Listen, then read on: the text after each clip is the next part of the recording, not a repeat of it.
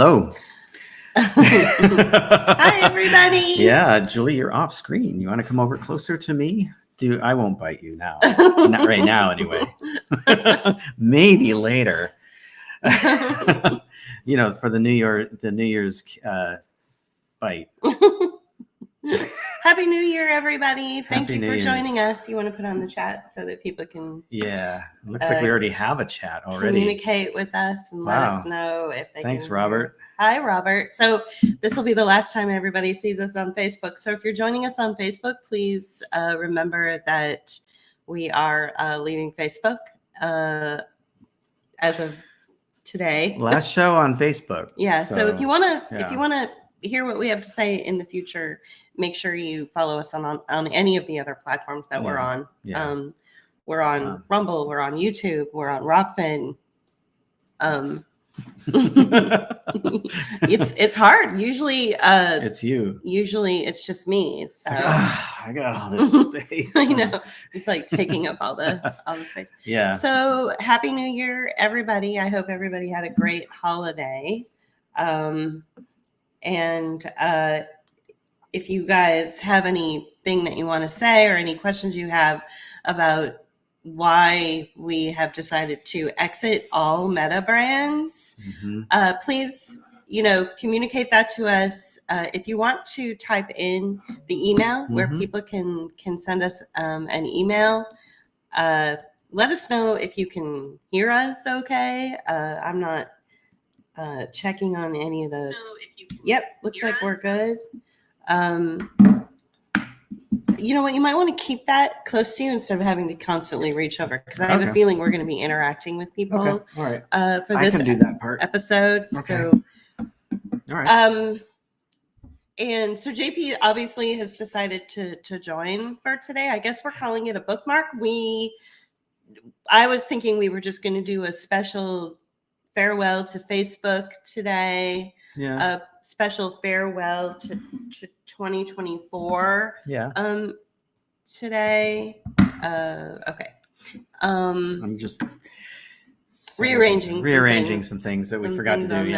Well, I wanted to do a bookmark because it's the two of us. Mm-hmm. It's not a Friday reading. It's not a let's go with what we've done. We have not done a bookmark since early October. Right. So so looks like we were loud and clear. Thank you, Veronica. And by the way, Happy New Year. Okay. That's our fireworks background for the new year. Mm-hmm. Yeah. Okay. Yeah. Cool. Well, we have a jam-packed show. We've got lots of things to talk about. Yeah. I mean, there are quite a few things that have taken place in 2024 that we wanted to kind of circle back and go over and just bullet point a little bit. But I think the running theme of 2024 is AI. Mm-hmm. Yeah. And I also think the running theme through 2024 is the fact that most of what you see on social media and most of what you see in the media itself is not true. Yeah. Yeah. I don't know what else to tell you. Well, I think that half the things that people are invested in are not right. true. So we're dealing with a lot of propaganda, but it's like very specialized propaganda and something that we always talk about. Something we always talk about, hypernormalization, where you're getting two messages of propaganda that counter that are contradictory to one another, but they're coming out of the same media apparatus. So it's being curated to your own personal liking and desire and your who you're speaking to in your bubble, and that's only going to get worse. Are you checking the other sources? So let's make sure that we're doing good with Rumble. If you wanted to pull up the first, I did. In fact, first. So we're the first thing we want to start with something easy today.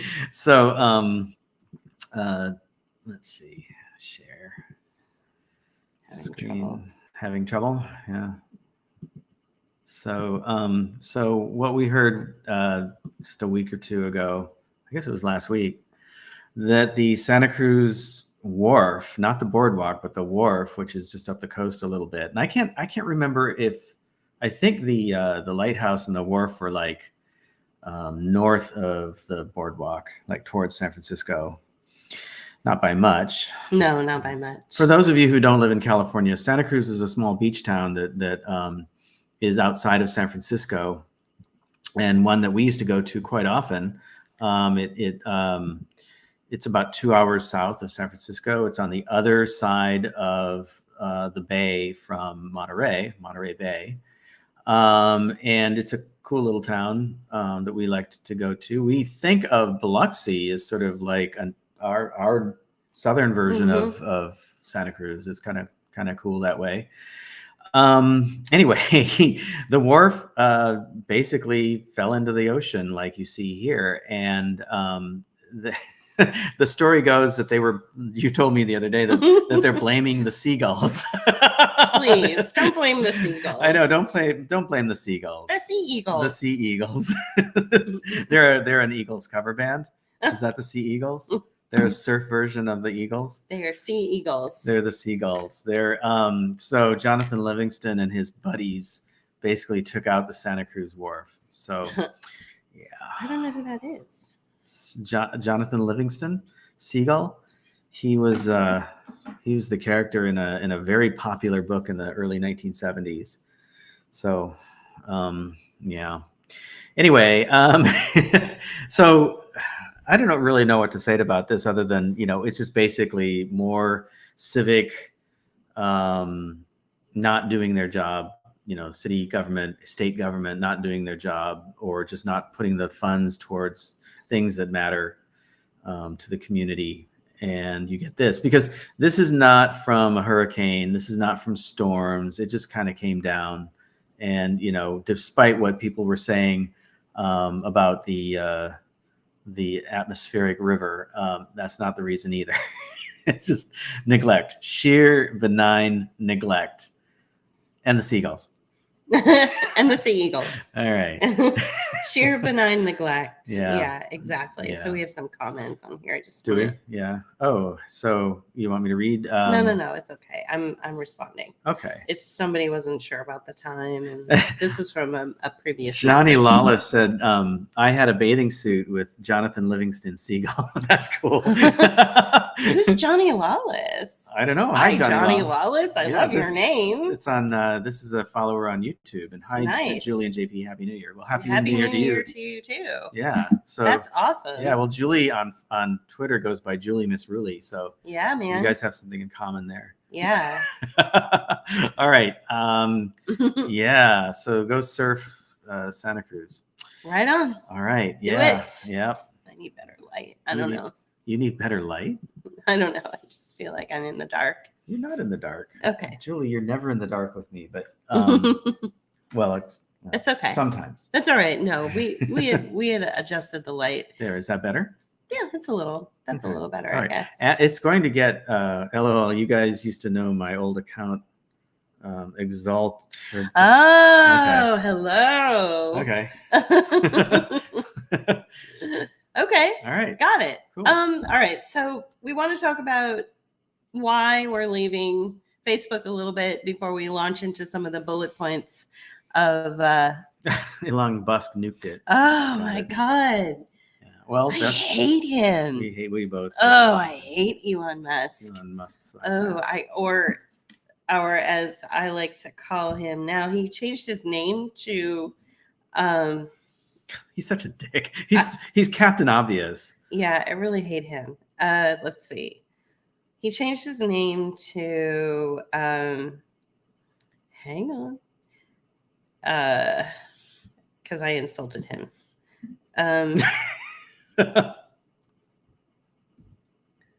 Okay, to Kekius Maximus. So I said Elon Musk changed his name to Kekius Maximus is just sad and unoriginal. If you're not feeling extreme pity for this user, who is used by the state and the various tech bros around him, then you're not paying attention. Elon, honey, Maximus met a rather tragic end. Do better. Right. So Maximus is a reference to the character on Gladiator. Hey, did you ever see? What is it with men in the Roman Empire? Men have a weird obsession with the Roman Empire. Don't, but yeah, it's like, ever see any Gladiator movies? Stupid. You go see some Steve Reeve movies. Anyway, what are you talking about? Just references to pop culture. So the first reference was to Airplane. The second was to Rocky Horror Picture Show. Airplane. Yeah, right. Both were homoerotic references. Yeah. I said why here. Would you go there? Because of him. Because of Elon Musk. and Cicius Maximus. Right. Well, he did. Glutamus Maximus. Apparently, he did tell one of Yoko Ono's kids that he had a really big penis. Nice. He jumped into a Twitter conversation and poor Yoko Ono's kid, I forget which one it is. Sean? No, not Sean. Yeah, Julian? Sean is Yoko Ono's the one who's active on Twitter. Anyway, he goes, look, I'm not saying that Elon Musk has a 3-foot penis, and then Elon Musk jumped in and he's like, how do you know I don't have a 3-foot penis? And it became this like weird conversation. That's probably Sean Lennon, but anyway. I don't, it's the one that goes by Ono, Julian Ono Lennon or something. Julian Lennon. Is it Julian? Well, Julian Lennon. Oh, it's not Julian Lennon. Yeah, because he was from another mother. Okay. All right. Yeah, I don't know. I don't know because I don't like the Beatles and I don't like John Lennon. So or Yoko Ono. Or Yoko Ono, who I met. Did you really? Unfortunately. Yeah. Wow. Sean Ono Lennon. Yeah, that's Sean. Yeah, Lennon. So that's the one. Anyway, so if you guys want to go talk about how Elon Musk is telling some dude who's related to John Lennon that he's got a big penis, go for it. Yeah. Woohoo, crazy, right? Yeah. No comment. Yeah. Right? Okay.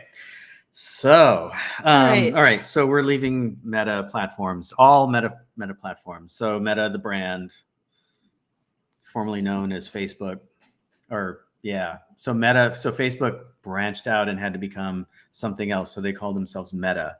First thing you know, Meta's a millionaire. Kin folks said, Meta, move away from there. So do you want to go ahead and play the... I'm just feeling nutty today. It's the last day of the year, Julie. Okay, so first video. Share. Let's see. This is somebody that we pay attention to occasionally. Yeah, so I hope this is the right one. Let's see. Yeah, that's, I think, the right one. Yeah, that's the right one. It's hard to tell because, oops, where am I? I'm there. Okay, cool. All right, let's play this. Nope, that's the wrong one. That's the right one. Nope. Wrong one. So NDTV it is reporting on AI and what they call the rise of intention economy. It just missed. I know. That would be using AI tools to manipulate you into making. Okay. Do you want me to go? Do you want me to do it?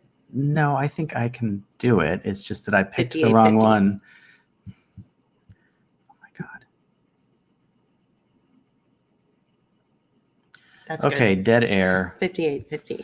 Fine. Whatever. Look, because the way that these things are kept or are displayed.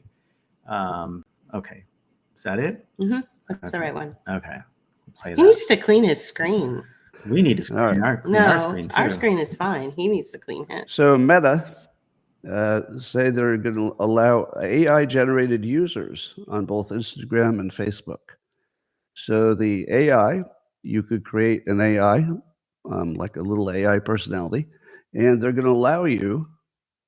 They'll explicitly allow you to put that on their platforms and have it interact with other people. Now, it has to be labeled. It has to be labeled AI. But some of the examples are, you see a profile picture that looks like a real person, and they might be giving you advice. So you could send a message to the little AI character that you created, and it'll give you some advice. And it might be even, about some domain in particular, like relationships or business or something. You know, on one hand, you know, maybe your first reaction is, hey, they should not be encouraging bots, you know, AI. They should be discouraging them. They should be getting rid of them. And I think this is another case of Zuckerberg being able to see the future. He does impress me with his ability to, you know, operate in this planet. So I think he's right. I think he's right that you're way better off making it legal and just say label it, because that's what it's going to be anyway. I mean, it's going to turn into that anyway. So it feels like this. I feel like he's got the right vision on this. We might as well embrace it because you can't stop it anyway.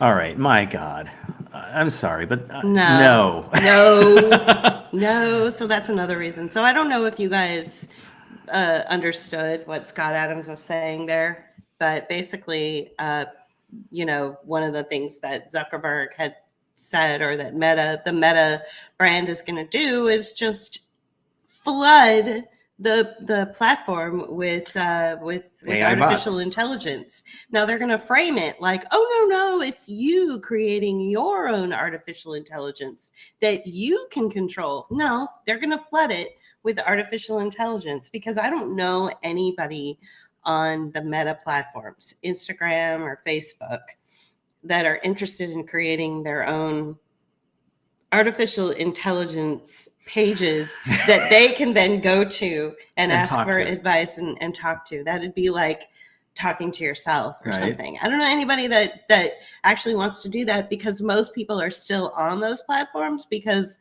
they want to have interaction with other human beings or other users that they identify with. So why would they want to create just another version of themselves? I think that it's going to be used mostly for commercial purposes. People are going to be using it for influential, as an extension of their influencer self, and, you know, answer questions that they don't have time to answer. Right. You know,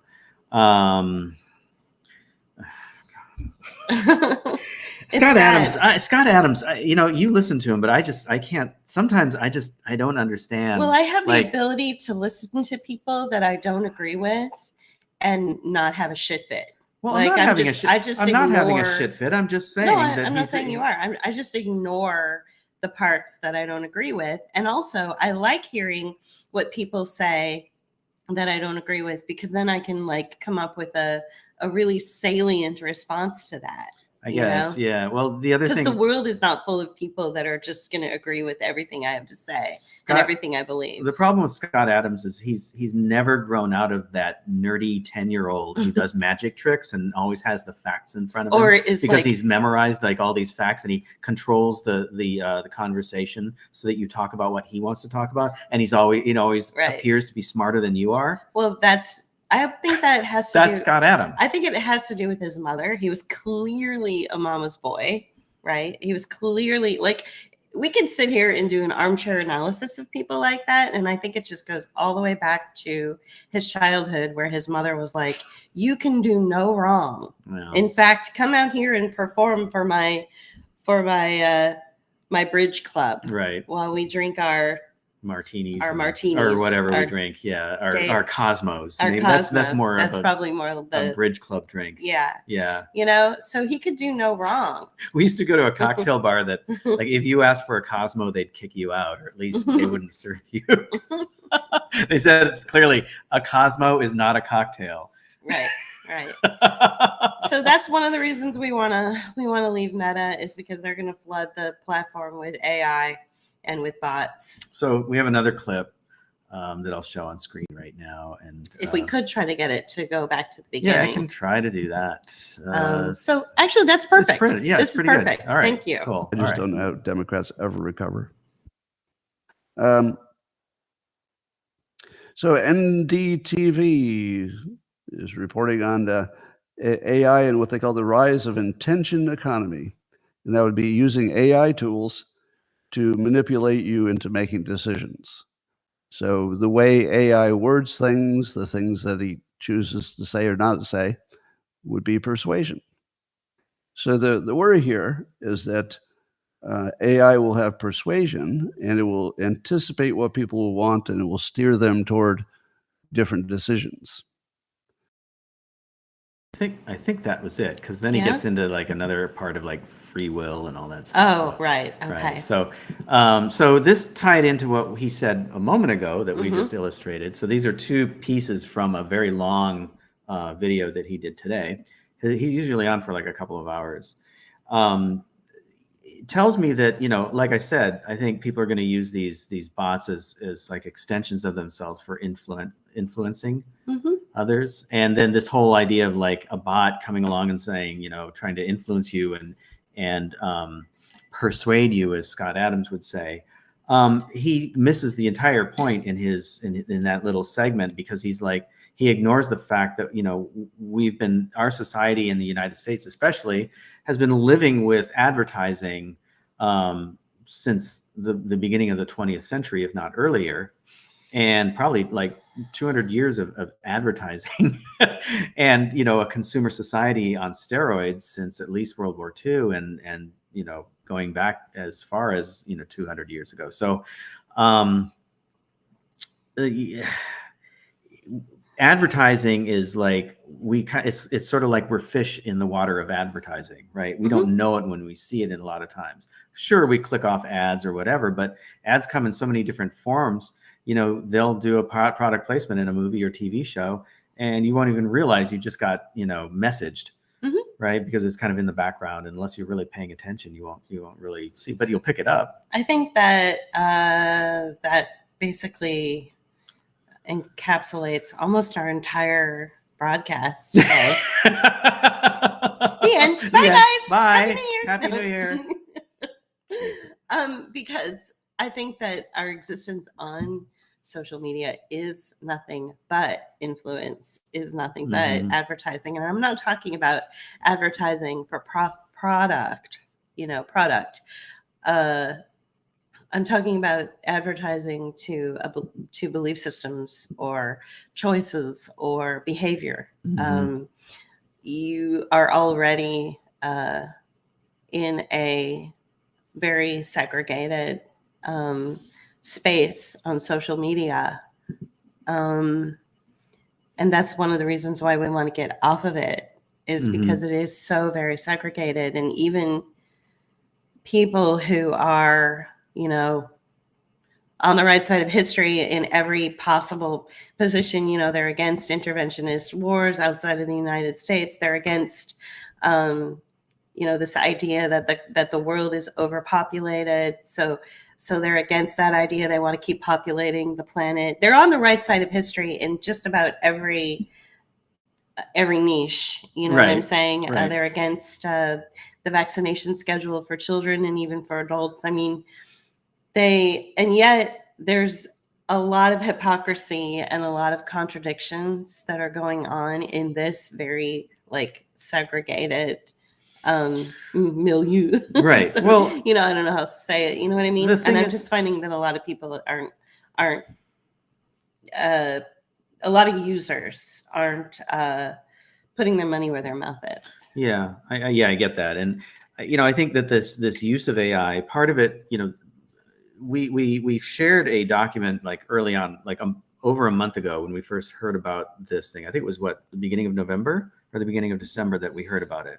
About the new terms of service. It was in that November email. Okay. That came. So an email went out to every Meta user that the terms of service are going to change, and that basically from here on out, any updates that they make to their terms of service and the platform, you were okay with it. You're not going to have a choice of yes or no.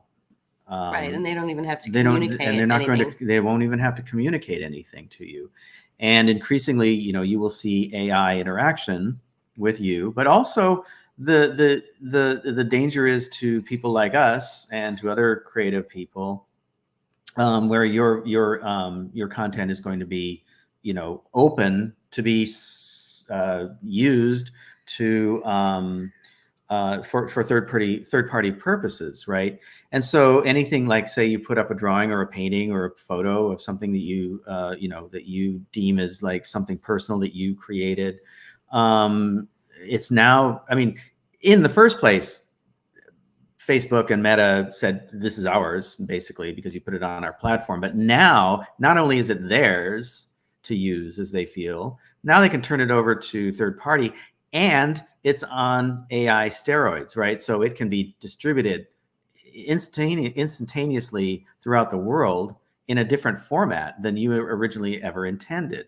But that, I don't think is even it goes beyond that. Because even if you're not this is the argument that people keep coming back to us with, is like, well, I'm not a creator. I'm just some, guy on Facebook, and I'm just yeah. But early on, when we started talking, we were referencing the work of another person, another influencer, who we were closer to at one point, talking about, your digital twin. You mean early on in our like content from 4 years ago? Yeah. And we were talking about your digital twin, and people didn't really quite understand that. And I think that concept really comes to fore in this context and in this situation, because now you have your persona, or your interactions on Facebook is in fact your digital twin, and that person, that persona, that person that interacts on Facebook is the entity that will be scraped, that will be taken. And we'll get into this in a little bit, because we're going to talk about some other issues with AI and with content stealing and recontextualizing your person, your persona, your image in other contexts. So Facebook now can take whatever it is that you are, and whatever you present to the world on Facebook or Instagram or whatever, because that's another platform on the Meta brand, and recontextualize it to third parties. You don't know who's receiving it. You don't know how it's being used. You don't know how the context. And so that's the real danger that we're getting at. That's the thing that we're talking about. That's the most problematic for the two of us, and we feel like for everybody who uses Facebook. Yeah. Whenever there's something new that I'm going to try to articulate. Okay. There's 2 or 3 points, or maybe just 2 points I want to make with this. Much of what we've learned, including the two of us, much of what we've learned and appreciate, we've learned on social media. Yeah. If it wasn't for social media to being what it was, I may still be like a pro-vaccine advocate. If it wasn't for social media being what it was, I may have never understood that the United States has the highest prison population on the entire planet. So the social media has been a good thing. And as a result, it's really enlightened all of us, all across the planet, to the way the world really works, about capitalism, about human capital markets, about wage slavery, about interventionist medicine that's really a cover for poisoning the population, about weather modification and weather warfare programs. All of this was brought and dropped into our lap because of social media.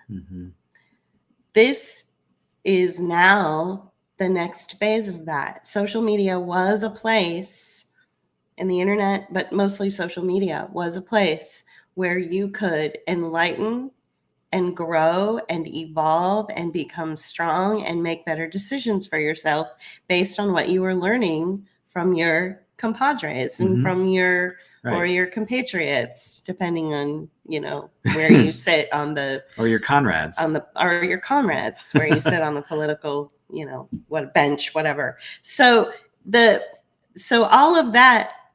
So you don't think that the investors and the shareholders and the people that are in government, you don't think that they haven't been aware of that? They're aware of how knowledge is power. So what they want to do is they want to reconstruct that knowledge, and they want to re-envision social media as so that they can so that we can reverse, so that they can reverse the power that we have been able to hold within as a result of the knowledge that we were able to extrapolate from social media. So they want to reverse that, because this is, this is like war, right? Mhm. So that's where we are right now.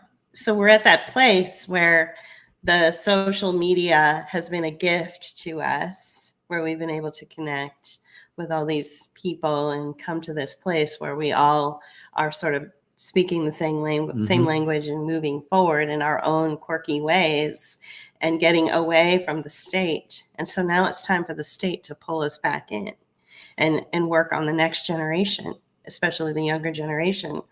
And they're going to do that through AI, deep behavioral modification programs. You've got this rise of AI that is coming so fast, and it's here. It's definitely here. And at the same time, if you're watching a video, like if I'm watching a video for Scott Adams, or I'm even watching a video like for a movie trailer, and an ad pops in before the video for the movie trailer pops in, it's from the CIA that says they're looking for new people. Mhm. So the CIA is on the rise, okay? And so is AI is on the rise. I'm trying to get the the CIA and AI are on the rise. They're working together. So you can't tell me that they're not going to work hand in glove to create another more effective web of behavioral modification programming. Mhm. Well, and I think also, like we were talking about earlier So that's one aspect. Yeah. Okay. I'll let you get into that. That's the other two that you wanted to describe. Or the other one that I'm thinking of. Yeah.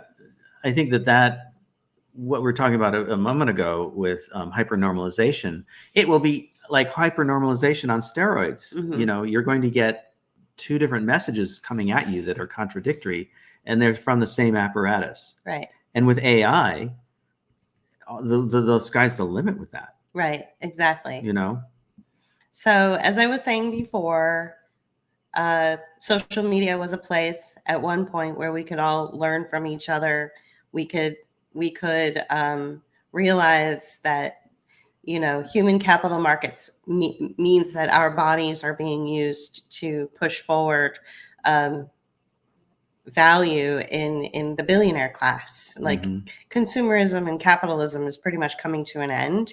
So we have to go back to something like, that's even worse than slavery. It's kind of like, that you want to take a body, like a human body, and you want to take an axe and you want to chop off its arm, but the arm isn't really like the thing that's of value. It's the thing that's within the arm. So they literally, you have to think of it like jackals on a zebra.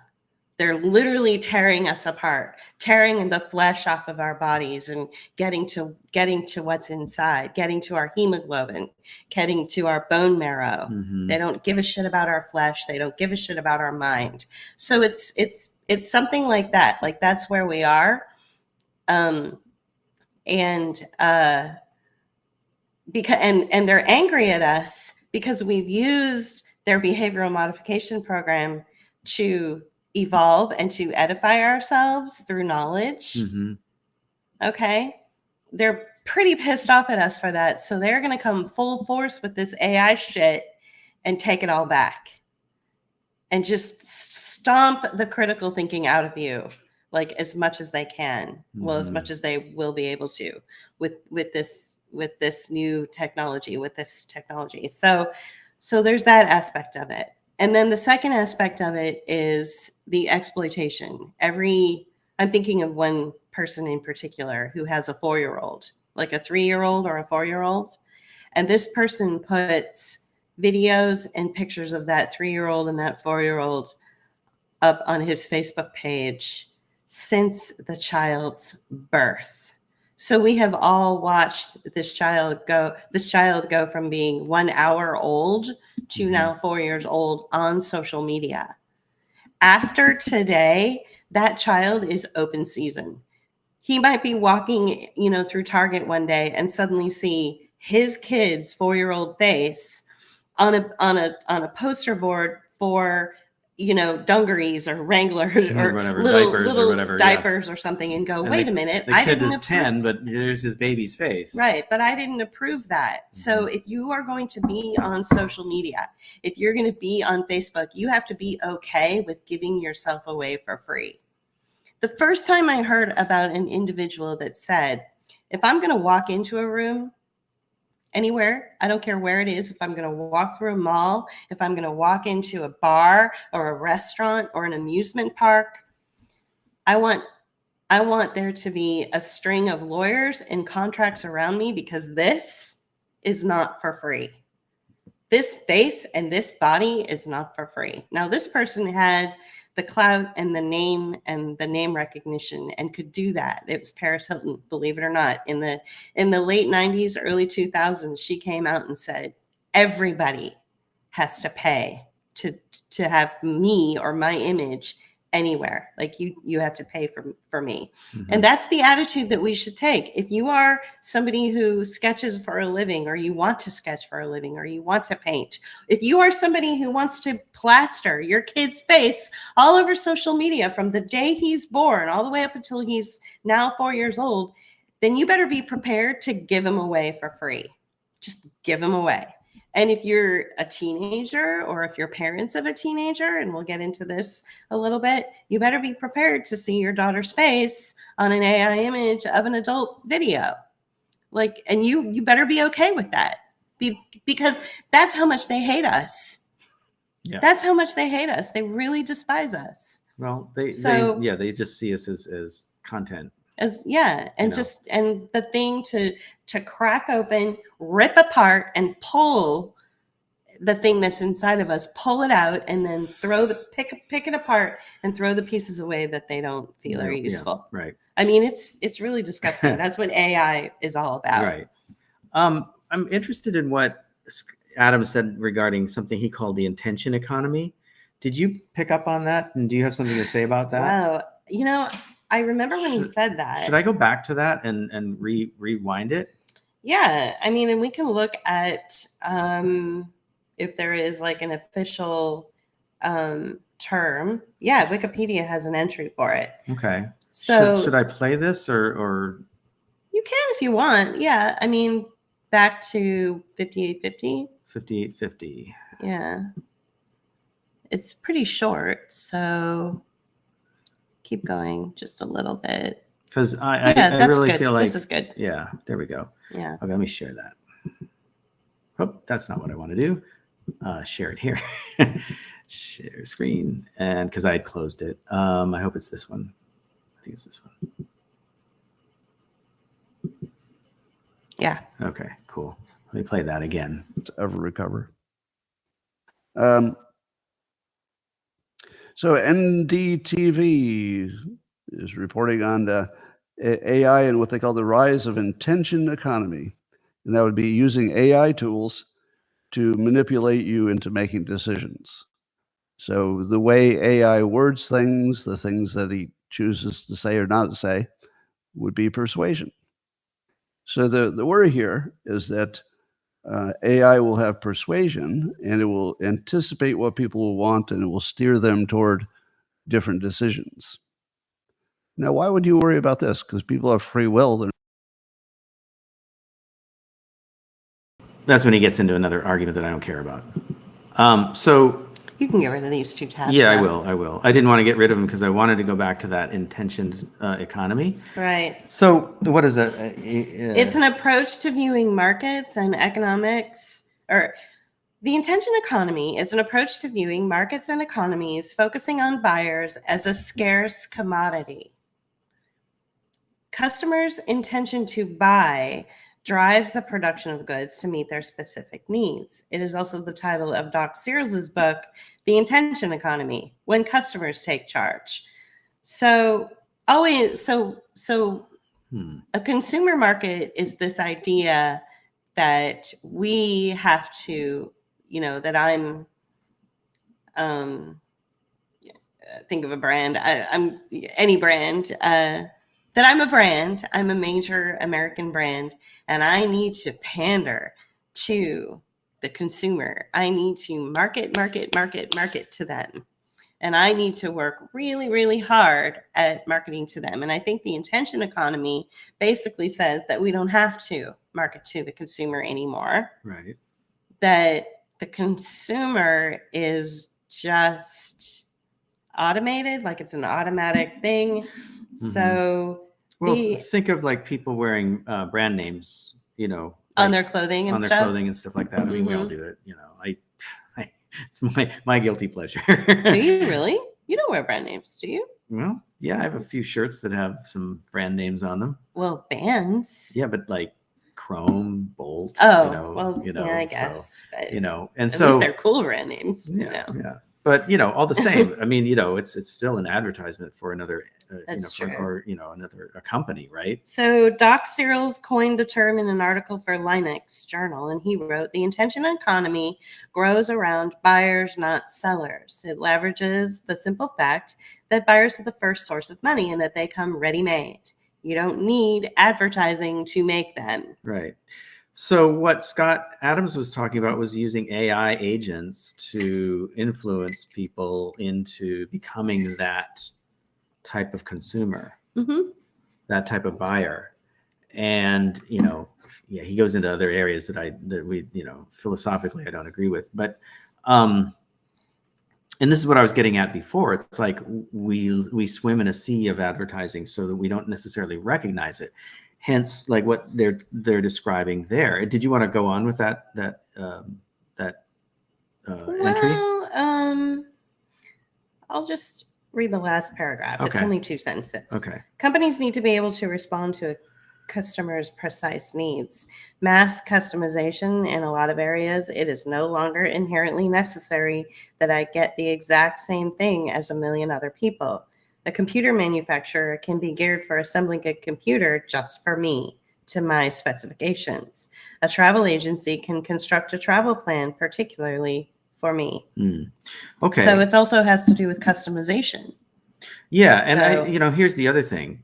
Not only is that AI agent influencing you, but also gathering information about you to do precisely what you were describing, right? Yeah. And you know, you talk about like say fast fashion, and you talk about you know, what is it, digital printing or 3D printing. You know, we're going to see more and more of that kind of response to say buyers. It's interesting that they're going away from the word consumer to the word buyer, and because the consumer, I think, tends to refer to like a mass audience, right? Whereas a buyer is an individual.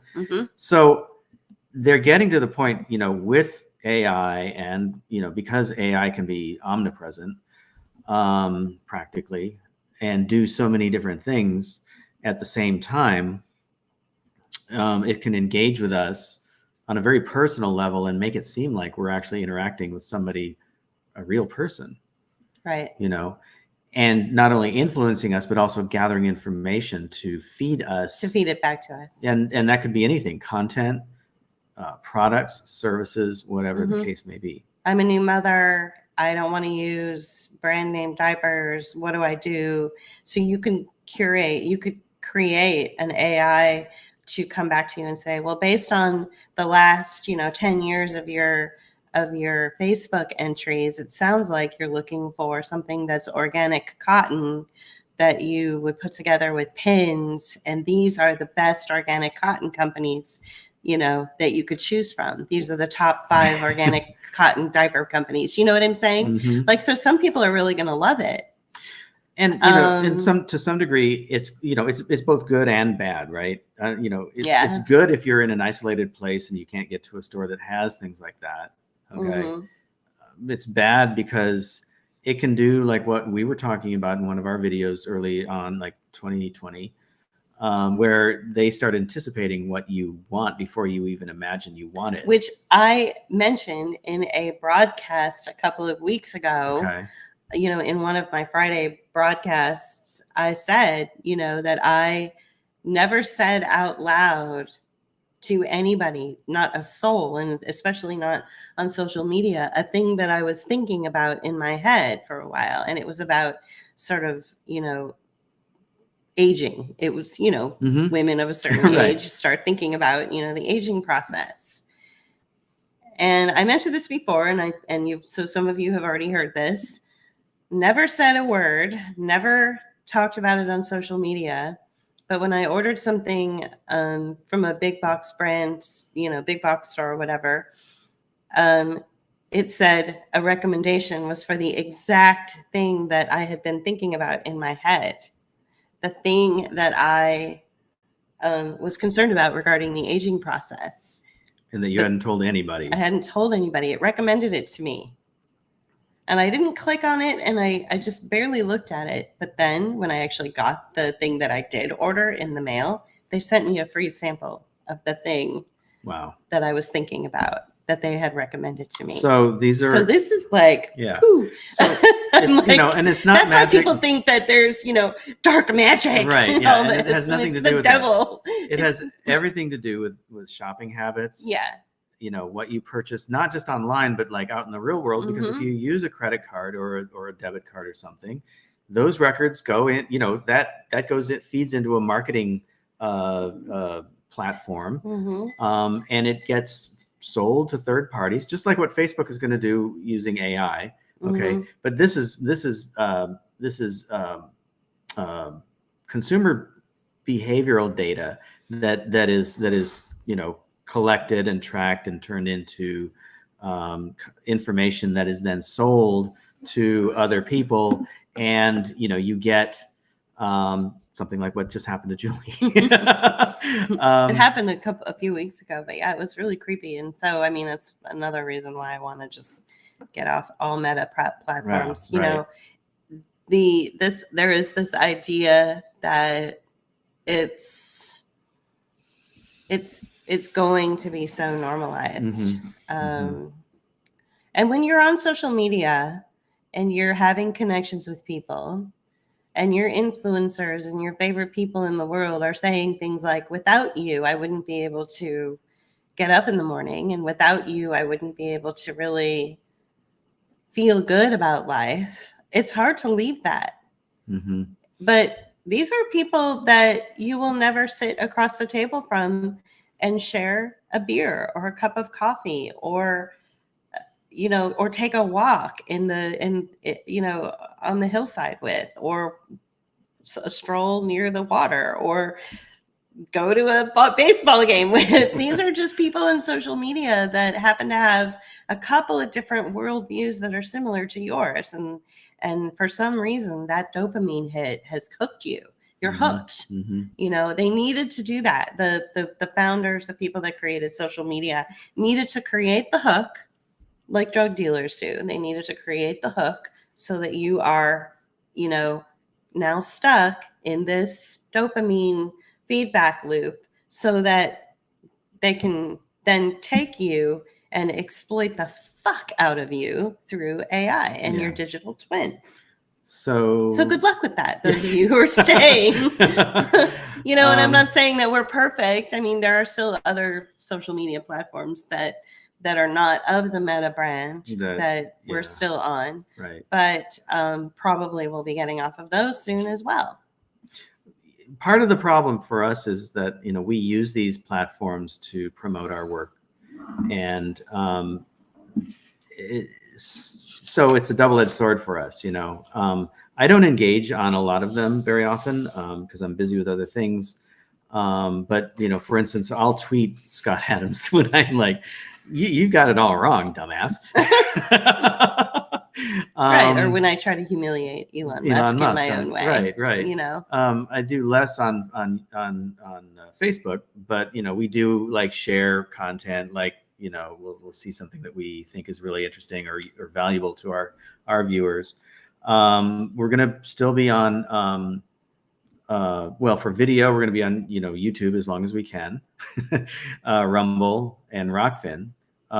Julie's very active on Substack. So you'll find us on Substack, as well as Twitter So far, And- still Twitter. Right. And so if you go to our website, book-of-hours, which is up here at the top of the screen, just above my head. I can't find it on there. There it is. You'll see our blog where a lot of content is posted. Our email address is the same URL. It's just that it's info@book-of-hours. And I put that into the comments,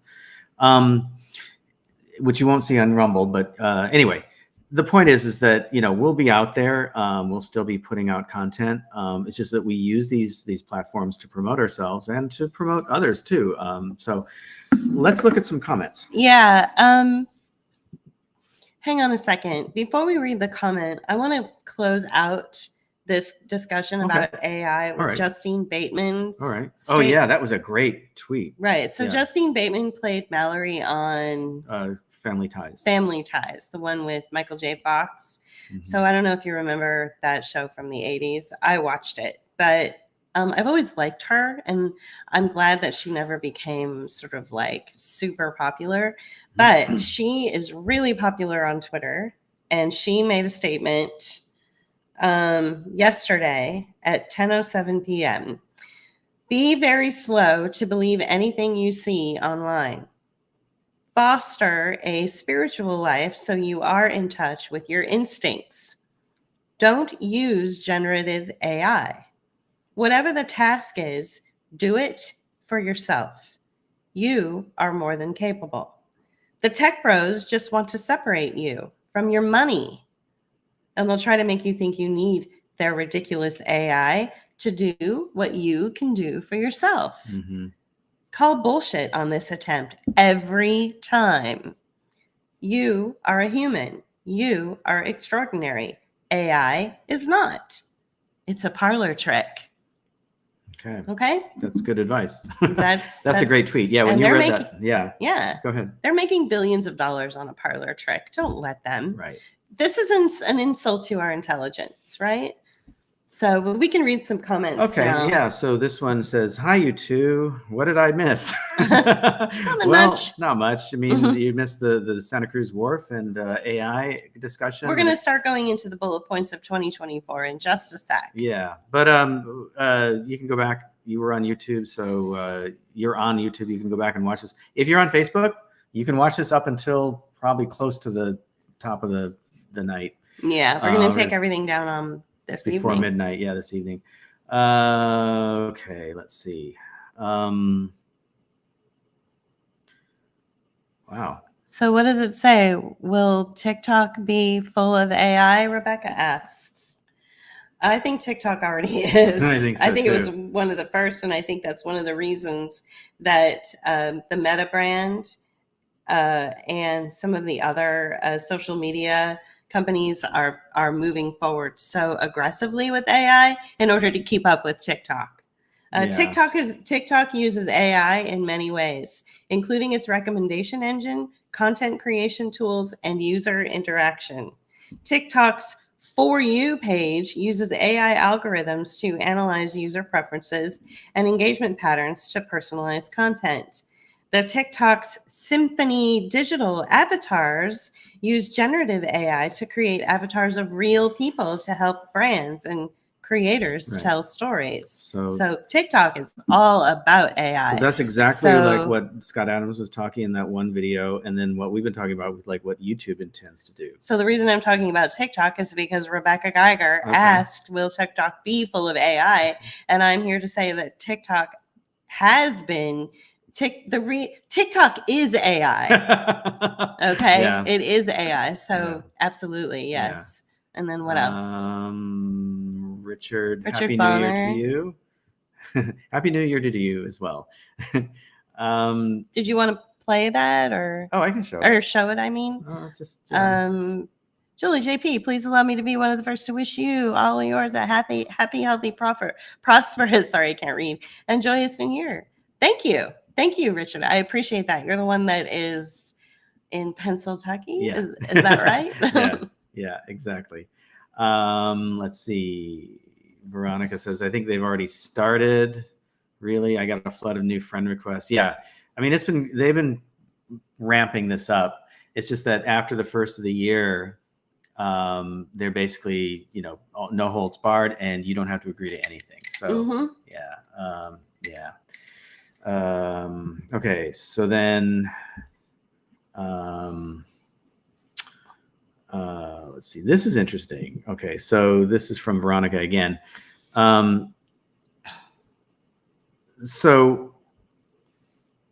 But really, this feels different. Yeah, okay. The plagiarism bit is the most concerning. What will be attributed to the human hand, the human mind, human creativity? We've already seen it unfolding within the visual arts. Is Banksy real or AI?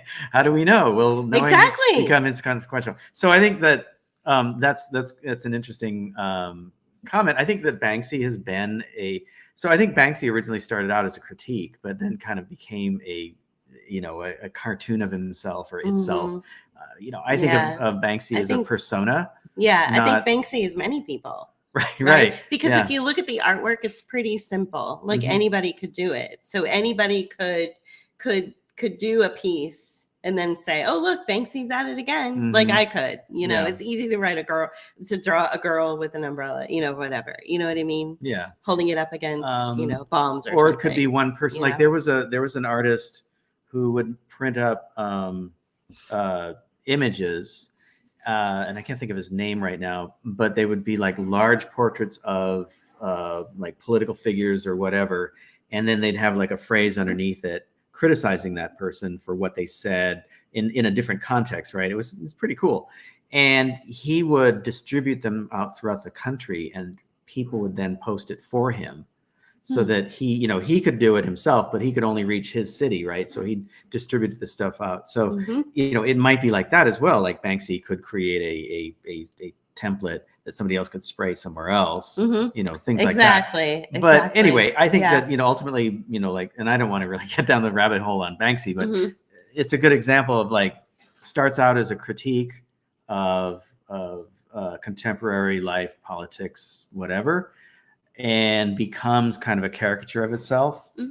And the persona is now like representative of what you just talked about. Like, is it AI or is it, is it real or is it, whatever that commercial was back in the day? Now that many people who are passing and have an account, can those accounts be taken over and then use AI to slide up to you? So you think that account you are dealing with is no longer a real people?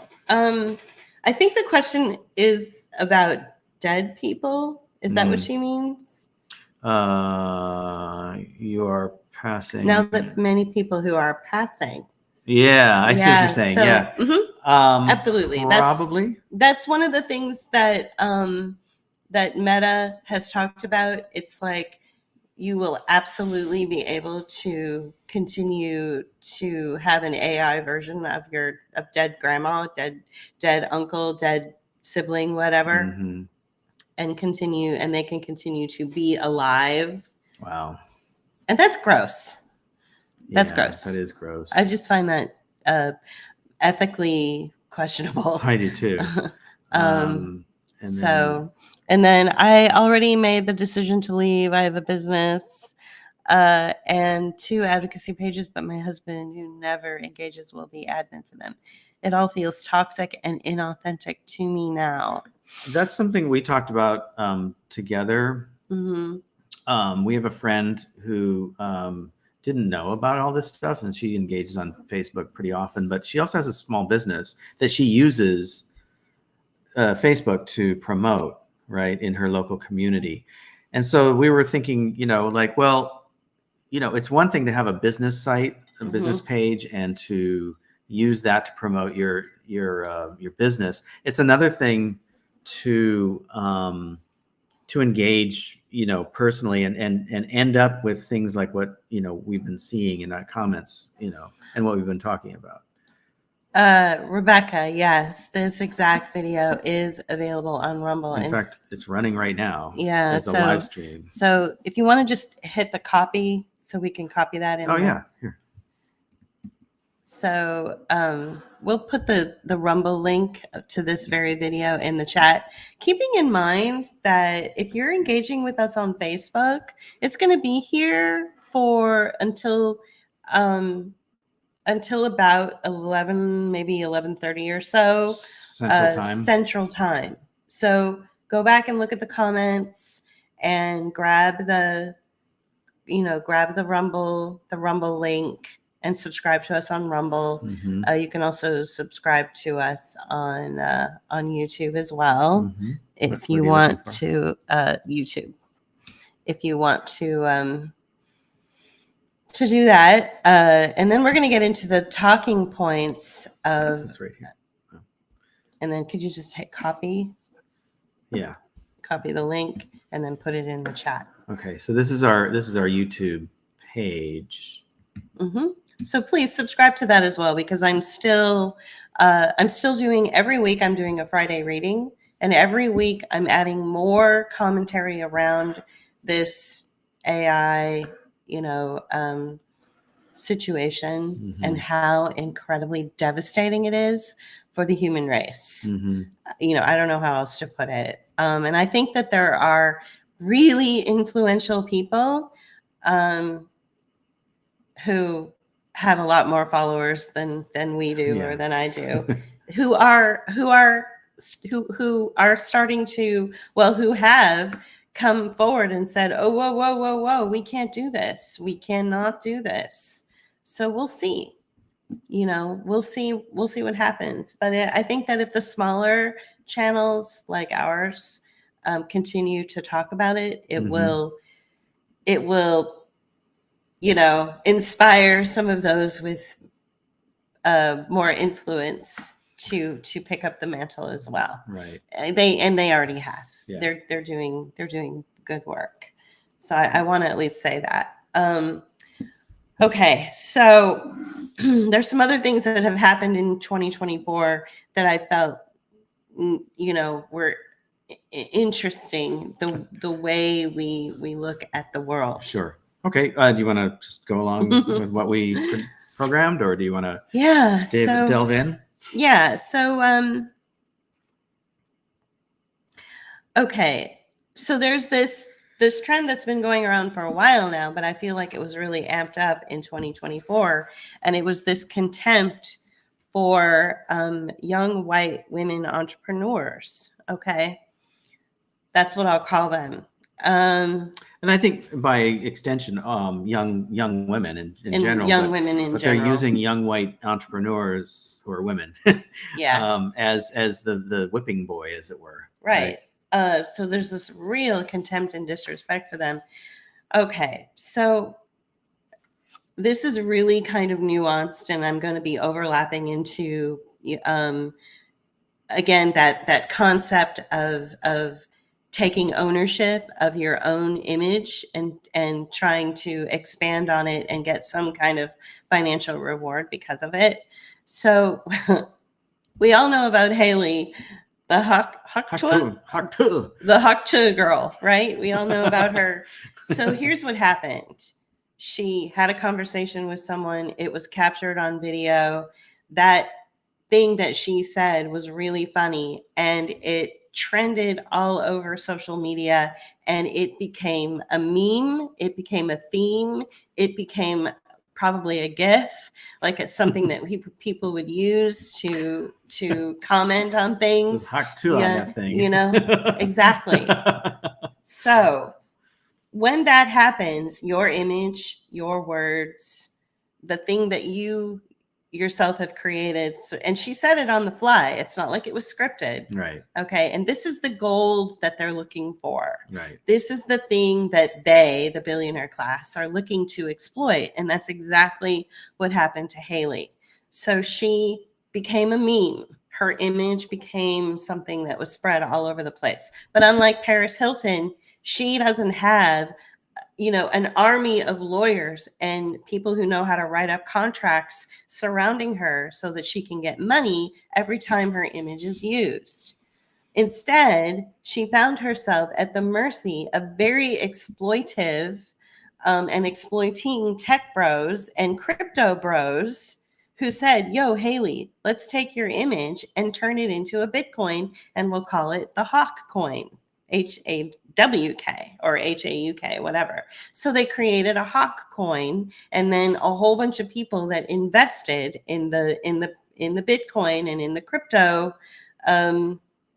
Right. It was a cryptocurrency. It wasn't Bitcoin. Right. It was called Okay, the I'm hawk coin. sorry. Yeah. It was cryptocurrency. They got sort of defrauded.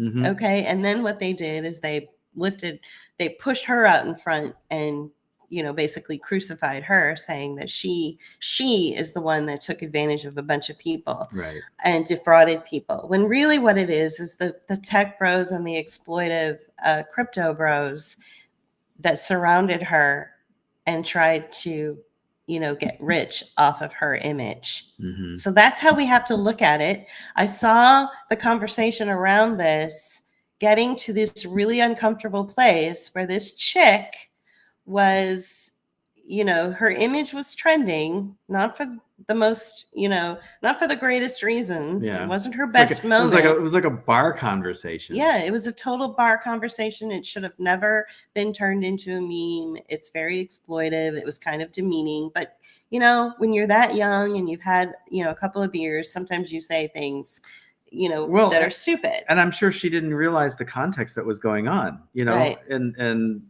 yeah, I mean, it was really off the cuff comment. Right. It was just, Can you imagine? We always have these, right? We Right? do Yeah. these off the cuff comments for it to turn into a meme and then become a form of cryptocurrency. And then that cryptocurrency failed. And then to try to crucify her, it's just this, it's not right. It's immoral. And it also shows this absolute hatred of women. Mhm. Using women to do this. So that's one example. And I saw where the conversation was going, and I wanted to just add my 2 cents and get people to think differently about the hawk coin and why it flattened. Like it was at the highest peak that anything has ever been at, and then it went and then it crashed like the very next day. And this happened like the last maybe the third or the fourth quarter of the year, Right. 2024. Right. Yeah. So, and then also you have to understand that the same people that convinced her to make the hawk coin or to have the hawk coin or whatever are probably the same people that crashed it for this very reason that I'm Right. talking about, Yeah. in order to perpetuate this idea that, women can't be trusted and that, women should be crucified. So we also have another story that's similar to this, but as opposed to Haley, who comes from working class and has no privilege, this woman did come from a higher class and did have privilege. Her name is Charlie Javis or Javis. Mhm. So she was accused of fraud relating to the sale of her company, Frank, to JP Morgan for $175 million. She had a good idea. It was called Power Up. So think of power up, but instead of a W, it was a V. And it was basically this idea of trying to help pull people out of poverty. So that was her original idea. That was her original Frank idea. was basically a way of helping students, college students, get loans and funding without having to getting like an advance on that loan before they received the loan From FAFSA. Yeah, From the FAFSA. right, and Right. and help with the process. Right. Now, personally, I Mhm. think all this is all immoral because it's like we talk about how debt is like something that Yeah, students should not have to pay what they're paying to go to college Right. these days. Yeah. I mean, you've got all these billionaires that sit around and go, "Well, I had to pay for college." Well, yeah, when you went to college, it was $1,000 Or for whatever. a semester, if that. they Now never- it's or- ridiculous. or their parents helped them they're just paid for their Stanford Yeah, education. so know. I think that what's happening right now with the government assisted loans through and everything and just tuition itself, I think I'm definitely of the camp that says education should be free. or at least more affordable. But Yeah, anyway, so yeah. she took that idea and tried to create a way for that to be easier for people to access that money. Mhm. And she he was accused of defrauding JP Morgan and was, has now been, crucified as well. So we have yet another young woman in the 20-something year age range that again is being lifted up as someone who defrauds people. Right. Yeah. Who's a criminal, right? So this seems to be a trend that I saw happening a lot in 2024. And there was yet another one. This one is a little bit difficult to talk about not because of the subject matter. That is difficult in and of itself, but also the fact that I think that it's a complete and total psyop. Yeah. I don't think for 1 minute it's real. But at the same time, it points to exactly the trend that you're talking about. Exactly. And that's regarding Lily Phillips. Lily Phillips is the OnlyFans star that claimed to have sex with 100 men in one day and has now a new goal to have sex with 1,000 men in one day. Now, saying that out loud, you immediately go, oh my God, that's horrible. But what's really happening is that this is a story that we are told. The first story we are told is that women are shallow and don't want to have deep and meaningful connections and relationships with men, that all they want is fame and fortune and that they will do whatever it takes to get it. So that's the first thing that we're told. That's not true. That's just not true. I'm here to tell you, as a woman who was once in my 20s, that is not true. Women want to be in a relationship with one person, whether it's a man or another woman, depending on their sexual identity, and they want that kind of connection. Mm-hmm. What we are seeing with Lily Phillips is not true, or the impression that you're getting from what women want is not true. Mm-hmm. I think that, there's still anomalies out there. There are people, men and women, who do want to engage in that kind of more deviant behavior or whatever, or more free relationships. However, again, they're the exception to the rule, not the rule itself. Yeah. And I think what you're describing is generally the rule. Like people with generally want to stroke. Yeah, with a broad stroke. Yeah, absolutely. But what happens is they take the anomaly. Mm-hmm. The media will take the anomaly, right, and lift it up and promote it as if it's the norm. Right. Mm-hmm. And especially social media. Mm-hmm. So another aspect to this story is that it's when you have a collapse of society, when society is like on the brink, when you've got something like AI, which is really treacherous and which is meant to deaden us, right? To create, digital twins of us, which are fake and void of ethics and morality and love and connection and anything organic. You get into this crisis. You're in this philosophical crisis. You're in this existential crisis that is really hard to pin down. It's really hard to describe. It's really hard to explain to people. And as a result of this crisis, this morality crisis or this existential crisis that we're in, you'll see stories like the Lily Phillips story, where it's just this crazy outburst of such deviant, self-debasing behavior that makes your skin crawl and makes you want to vomit. That's kind of where we are as a society. So we have to take note of that. We have to be able to accept that that's where we are in society, that we've gotten so far away from the things that make culture beautiful and the things that make a society and a civilization move forward and evolve into those really wonderfully powerful places.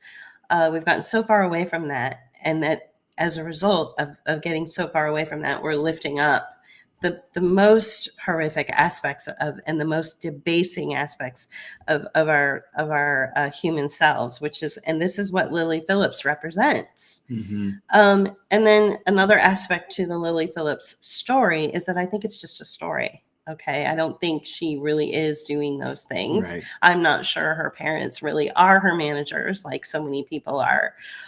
you know, oh my gosh, her mom is her sex manager. This is a terrible thing. I don't think I think it's all just a story that we're fed. But just because we're fed the story doesn't mean it takes away from the fact that we've sort of lost our way. You know, the Right. fact that this story is even a story should tell us something is wrong with culture. Something is wrong with civilization right now. And then I think the last part of the Lily Phillips story, and I know you're anxious to share Well, I something. just wanted to share something to illustrate what you're doing. So it's what you're talking about. So go Right. ahead. So the last part of the Lily Phillips story that I think is important to look at is that it's really normalizing this kind of exploitive thing, so that, you know, my thought around it was this, you know, if they could talk about it enough and they could normalize it enough, and she could be like, I'm fine, you know, she's looking beautiful and happy and successful, and they talk about how she takes her parents on these lavish, you know, retreats and vacations, and how because of what she's doing, she can afford to buy a house and have financial security. That when it comes down to it, and AI has really just taken over all human aspect of our life, and, you know, somebody maybe goes to a 40-something-year-old man or a 40-something-year-old man at church and says, "Oh, by the way, I heard a rumor that your 15-year-old daughter was in an adult film." The reaction would be, "Oh, well, you know, that's okay because, you know, she's getting paid." So that's what the Lily Phillips story is supposed to do, is just normalize this utter exploitation, especially of women. You know, and they always go for women first, Right. you know, and they always go for sex first because robots were created. The first time I ever heard about robots was, you know, probably 10, 15 years ago. And the first thing that they were made for was to have sex with men. Like they were sex robots. And I was like, why couldn't they make, if they were going to make robots, why couldn't they make a robot to, like, I don't know, build better strollers for babies? Like, why did it have to be, you know, Yeah. it's always about sex, right? And it's always going to be an exploitation of women first. All right. So that's what I wanted to say about Lily Phillips. Yeah. So along the same lines, and of course, it takes a moment. We have kind of a friend, the Philosopher's Holler. We've read his work before, and I just want to paste this into the chat, and maybe also just share the screen real quick and just show you the piece. It's not coming up, is it? Oh, there it is. Okay, so just share this. So this is called the Kali Yuga, Keeping the Faith in the Dark Age. And he talks about modernism and some of these things that we talked about just a moment ago. And in the context of more, you know, traditionalist kind of a context. So have a look at that. Go to Substack, and it's called Philosopher's Holler, and you can see this piece. I put the link again into the chat, so you can see that. Okay, enough said there. What happened to Rosie on the Jetsons? What happened to Rosie on the Jetsons? No, right? Rosie the robot? I mean, she was often seen kind of bent over, you know. Did you really say that? I said that because loud? it's true. Because you'd see her, she'd be like, you know, on a tilt. I was like, well, I didn't bring it up in the first place, so you know, I'm just saying. Okay, you can Sean. Like, see what you started. Yeah. You're so bad. Okay, the next thing that we found out in 2024 was, believe it or not, everything that was wrong with our economy and everything that was wrong with the country and everything that we hated, and especially the border issues and the job loss and all the extraordinary levels of death and the violence and the school shootings, all of it was Kamala Harris's fault. Oh, right. Well, it was. Yeah. Yeah. All of it was Kamala Harris's fault, the vice president, because she was really in charge. Even if you were a liberal? So that's a narrative that we were always shocked at, is people were referring to her as President Harris, or at and least, we were like, she wasn't or president. inferring that she was was the president, because Right. I don't ever remember anyone saying it out loud, but it always, the felt conversation was framed in a way that she was the president. Yeah. Especially when, you know, the mysterioso kind of weird shit that would happen in the summertime, when suddenly they asked Biden to step down from the election, Right. From the election. Yeah. But it made it sound like they were asking him to step down as president. Mm-hmm. And I think even some people actually did go there and say that, right? Right. So that was probably like never before, I think, in the history of our electoral process had we ever witnessed anything like that. You know, you reading in some Exploitive versus exploitative. Tech Bros. I just knew there was a way. What is better descriptive of that? Yeah. Should I put that up? No. I mean, you don't want to put up trolls, right? So we're looking at a comment from somebody who is clearly a part of the tech industry, and they're currently commenting. Well, when people It's a troll. when people don't have anything good to say, they or interesting to comment with, they go after your grammar. Well, right? and they his criticize your grammar. And then his grammar is he's pretending to be street. He's pretending to be street.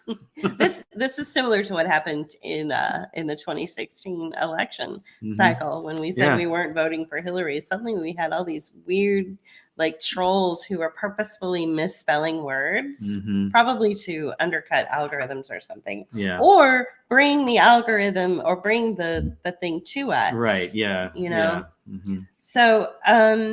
So we noticed that was happening with Harris, where people were sort of implying that she was president and that she was in charge. Right. That Biden just didn't exist anymore.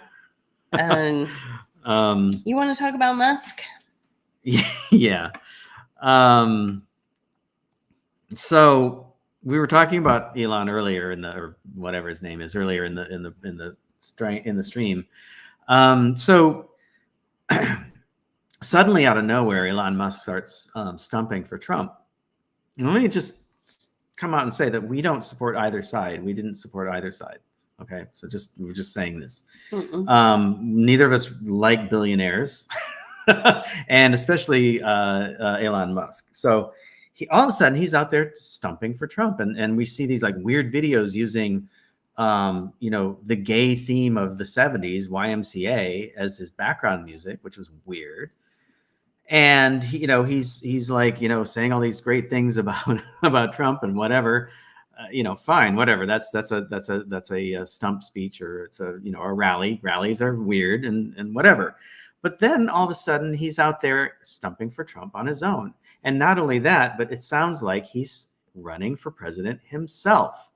And we watched this video of him at a venue that we actually used to live. where we used to live in McKees Rocks, Pennsylvania, near just outside, just like literally outside of Pittsburgh. Like, and you could throw a rock and hit Pittsburgh. And for the richest man in the world to go to the most impoverished community, little community, like in the country, practically. Well, he wanted to check in on his his investments, his right. But it was weird because he was at this venue that had just recently been,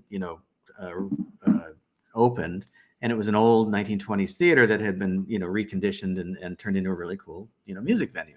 Anyway, he's out there answering questions that people have, and these people were clearly shills because they were asking him questions that sounded like they were questions for a president to field, rather than somebody like him, who could never run for president because he wasn't born here, and because I don't want the richest man in the world as president of the United States anyway, right?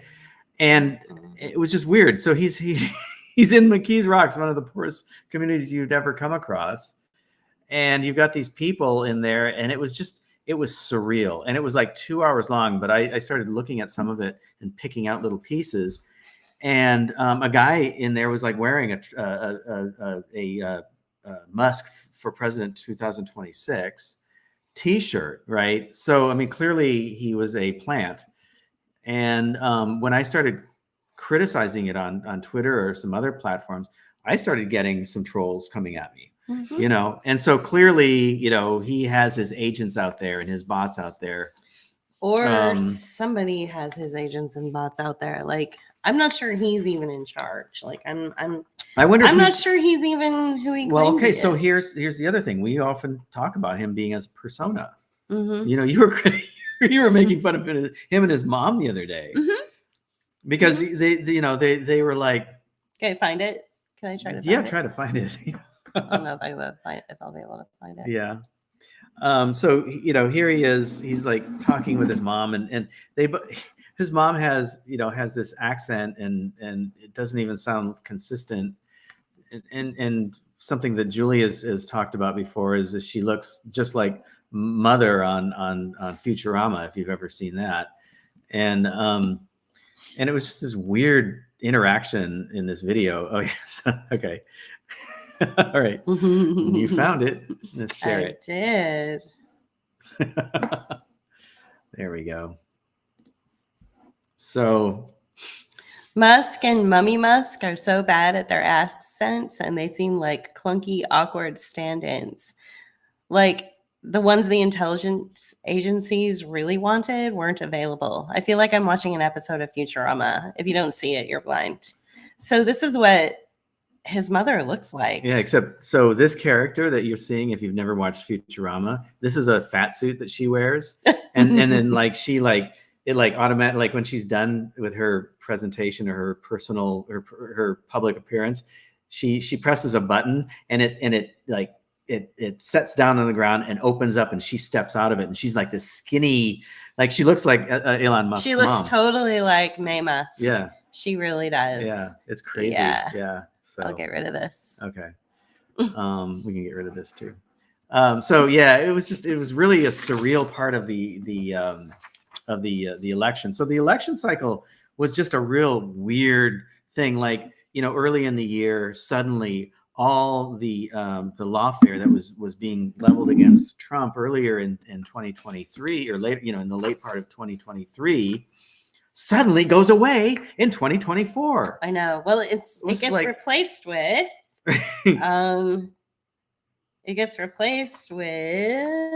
assassination. Yeah. So then after that goes away, then in the summertime, they start taking pot shots at him allegedly. Literally. Yeah, I still don't believe it.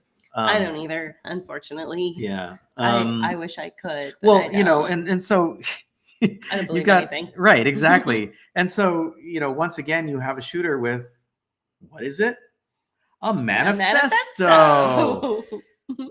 What's with all the manifestos, right? So here we have Trump on the stump, gets shot at, and like, oh, my ear is bleeding. And and then just all the inconsistencies with, like, oh, the shooter, he's up on the building and nobody ignored it and everybody ignored it and blah, blah, blah, blah, blah. And they go up there and, oh, we found the gun. And of course they killed the guy, right? Because did they? Oh, no, wait. Did they? Did they kill him? I think somebody they did. Tell us. Did they kill the guy? I think they did. They either kill them. We don't know. Or they take them into custody and you never see the likes of them again. Ever. Unless there's somebody else that we're going to talk about. But so oh, right. Yeah. So they always conveniently get killed. And I think the other guy that took a pot shot at Trump also was conveniently killed. Was he? So we never. Someone needs to tell him. Yes, they killed him. And then we conveniently. Here's his manifesto. Oh, he's dead. We go to his parents' house, and here's all this materials and weapons and things that he could have used to Here, let me show you my son's arsenal of weaponry. And oh, look, underneath the bed is the manifesto. Like, come on, you guys. Come on. Manifestos.com. So who's behind the story of the Trump assassinations, JP? Are the Democrats behind it, or is that's something we still don't know? Is MAGA behind it? I thought for a while I thought Trump might have been behind it, but I also thought that Biden could have been behind it. But then that whole thing with Biden, getting and always playing the idiot, and Trump's ear was 100% healed in 3 days. Healed in 3 days. Isn't that amazing? Wow. It's sort of like the Las Vegas shooting when somebody who got shot in the kneecap was able to jump up and down like 3 hours later. Jumping jacks. So this is the story. I mean, this is really bad. But this is the story that I saw actually. So this girl is in a hospital, and I think it was like Inside Edition. Do you guys remember that show, Inside Edition? Anyway, they went and they said, "Oh, so you're a teenager at this high school, and what do you do?" "Oh, I'm a cheerleader." "Oh, really?" "Yeah, look at my cheers." And she's like, she apparently had been shot. And the whole point is that she was in the hospital because her knee was shattered and she had to have knee surgery. And yet she just did jumping jacks. And so the guy holding the microphone is like, he's like looking at the camera, and he's just like, come on, like, can we please just stop this nonsense? So the other story in 2024 was another shooting. There were over 900 shootings across the United States. I wonder if they all had 900 school shootings. I think that can't be right. Anyway, 900 shootings of some sort in the United States. Are there 900 schools left in the United States? But the one that stood out was the one that happened in Georgia. So this is where we really talk about how they're getting lazy. So this is what happened. These kids were in school, and they were just, some of them have, what do you call them? They have iPads, and so they have the digital. Even though they're in school, they still have their digital platforms that they work on in school. And there's also monitors, like how at airports you have monitors to show you when your next flight is. So there were monitors in the school, in the hallways as well. Well, some kids said that they thought that they heard, like way off in the distance, pop, pop, pop, pop, pop, and then, "Hey, you, put your gun down." Okay, like somebody was playing it on their cell phone.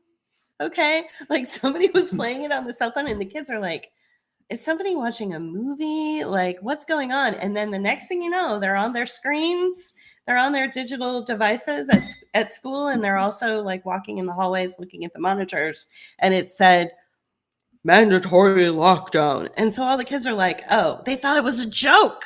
The kids in the Georgia high school thought it was a joke. And if they didn't think it was a joke, they thought that it was a drill. Like, this is how lazy and feckless these operations are becoming.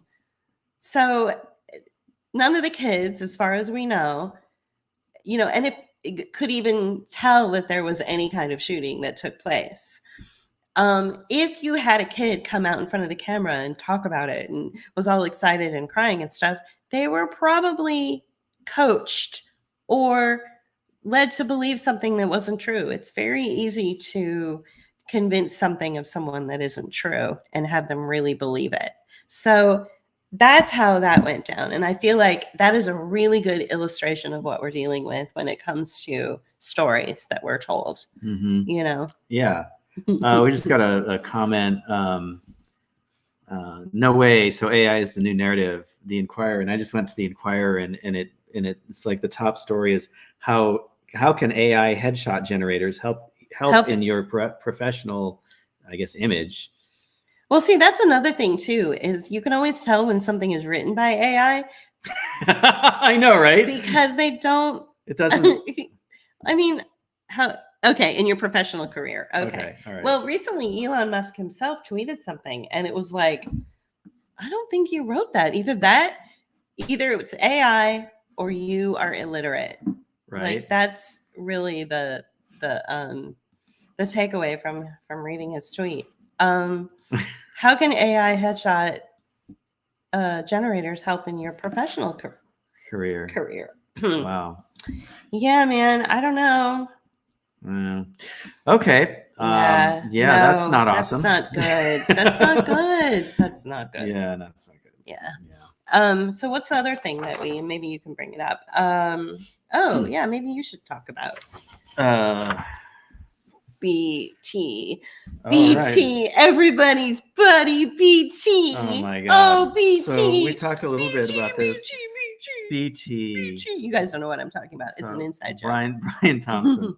Brian Thompson, the CEO of United Healthcare Insurance. Okay, we want to make sure that you understand that insurance he's not unit. the unit. Yeah, the eunuch. The insurance eunuch. The insurance unit. Okay, so insiders call him BT. Insiders call him BT, and just like I'm I'm kind of an insider. I have access to their information. But anyway. Oh, stop lying. I work for Optum Healthcare. So, well, indirectly, I'm a contractor for You don't work for them. I don't work for them directly. Anyway, let me take this one down. Okay. So there's Sir Andrew Whitty has made several comments about several statements about the loss of Brian Thompson and they're BT and they're like clutching their BT. Pearls and I know and in the internal site where people could let the internal version of Facebook, which is called it's not Teams, it used to be called Yammer, now it's called something else. Okay. And I can never remember the name because it's so lousy. Are you sure you should be saying this? Well, I mean, it's out loud. Sure. I mean, because I'm not really exposing anything that's not new. There's so many people. There's a lot of sycophantic. There's a lot of sycophantic banter about my heart, my thoughts and prayers, and all this bullshit about this man they've never met and who apparently was pretty feckless. Apparently, there's stories out there about how who he is and what he is about and. We don't need to go into it because Julie's covered it already. But, so this is something that took place, just a couple months ago. But it's just amazing to me what it's generated internally in the company.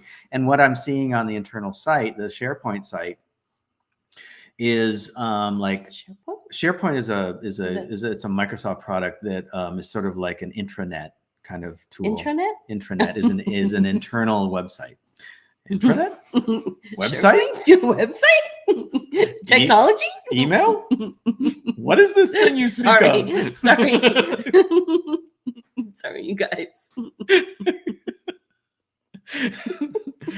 We're nerds over here. Okay, go on. Anyway, and it's and they're pushing the idea of needing mental health and getting counseling and people need counseling for the death of this guy. Yeah. So can you imagine all the UHG workers that are like, I'm really super sad over a guy that made $10 million a year and I make, $150,000 a year. So I think I need a mental health week and they get paid for it. Yeah. Or they go in, they use their insurance to cover mental health,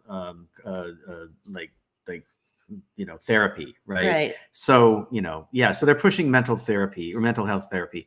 The other thing though, that's interesting is going back to the, not the SharePoint site, but the Engage. I think it's called Viva Engage. That's the name of it. It's Viva. Like Viva Las Vegas Engage. No, it's called Viva Engage. And it's the social media kind of version of for professionals. For professionals internally, right? It's internal professionals. Internal professionals.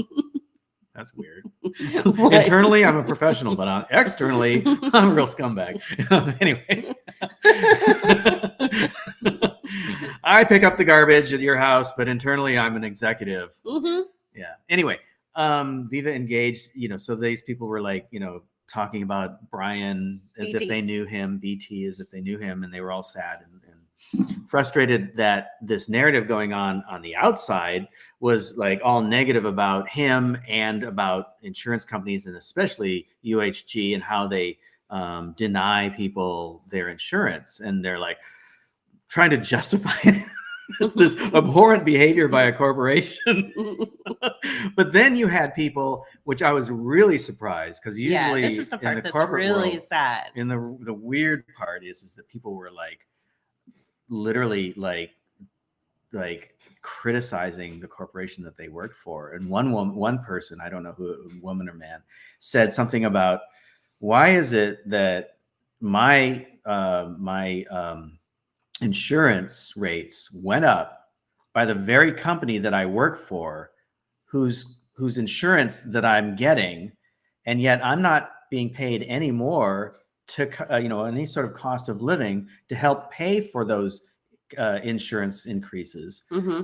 And am I just going to be denied anyway for the health services that I require? I think a couple of employees had like seriously ill children. Yeah. And this is what was really sad to hear about, is yeah. And this is not even a secret. Like this has come out, where people who are employed with UHG came out openly and said, my daughter has a form of whatever it was, cancer or something, and UHG denied the claim. Mm-hmm. Well, and they were showing, like, there was somebody that brought something up from, that was an external thing that was a from a Reddit thread, and it was a letter, and they said, this is somebody else's letter, but I received a very similar letter in the mail for, like what you're saying, like for my daughter's cancer or whatever. Mm-hmm. And this letter was crazy. It was like denying somebody hospital coverage for like having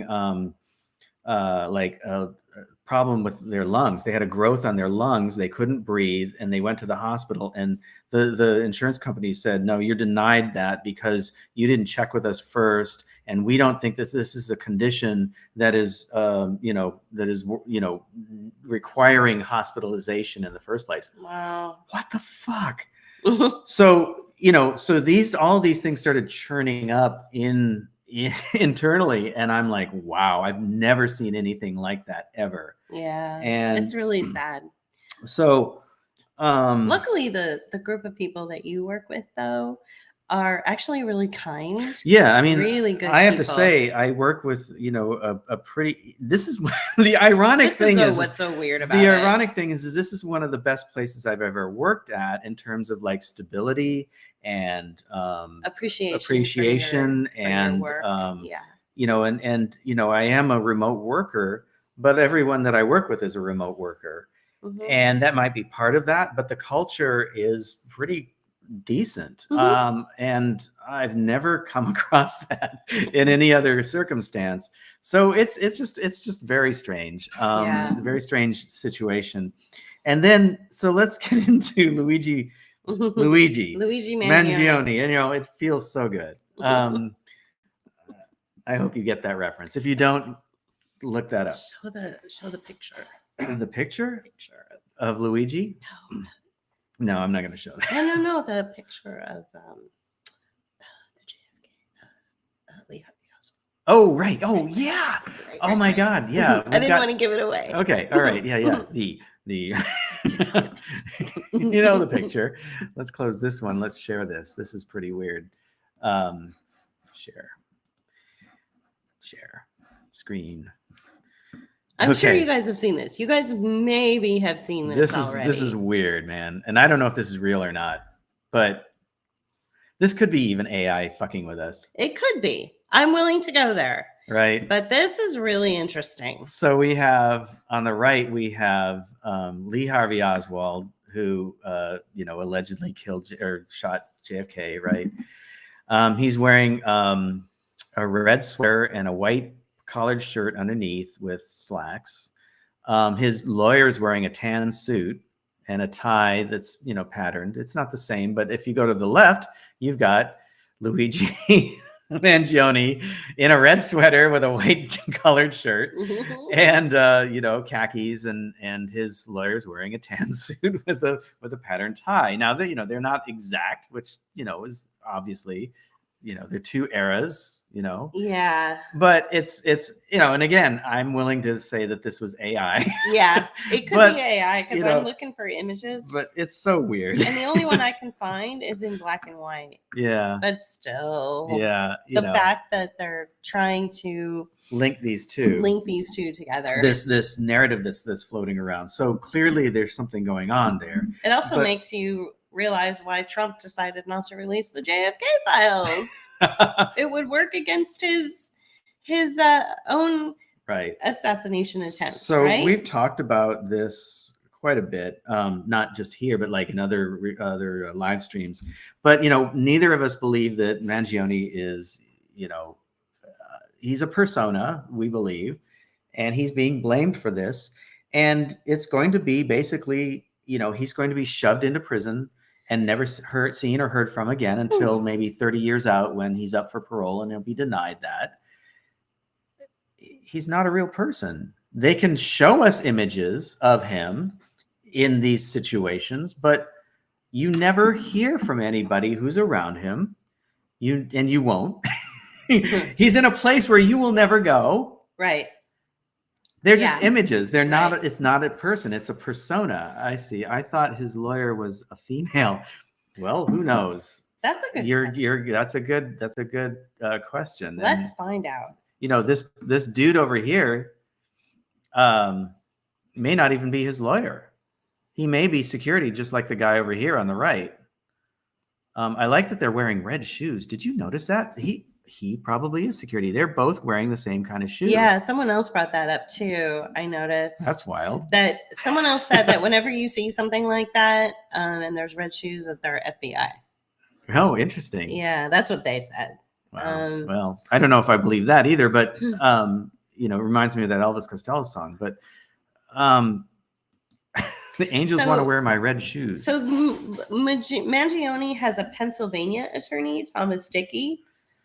But he also might have a New York attorney. So that's the other thing that was weird about this. Why is he being tried in Pennsylvania and New York?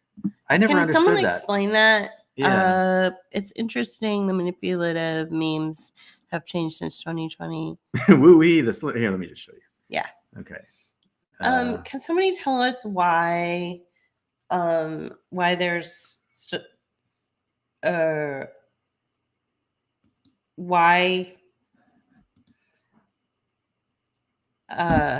why there's Pennsylvania involved in this? Yeah.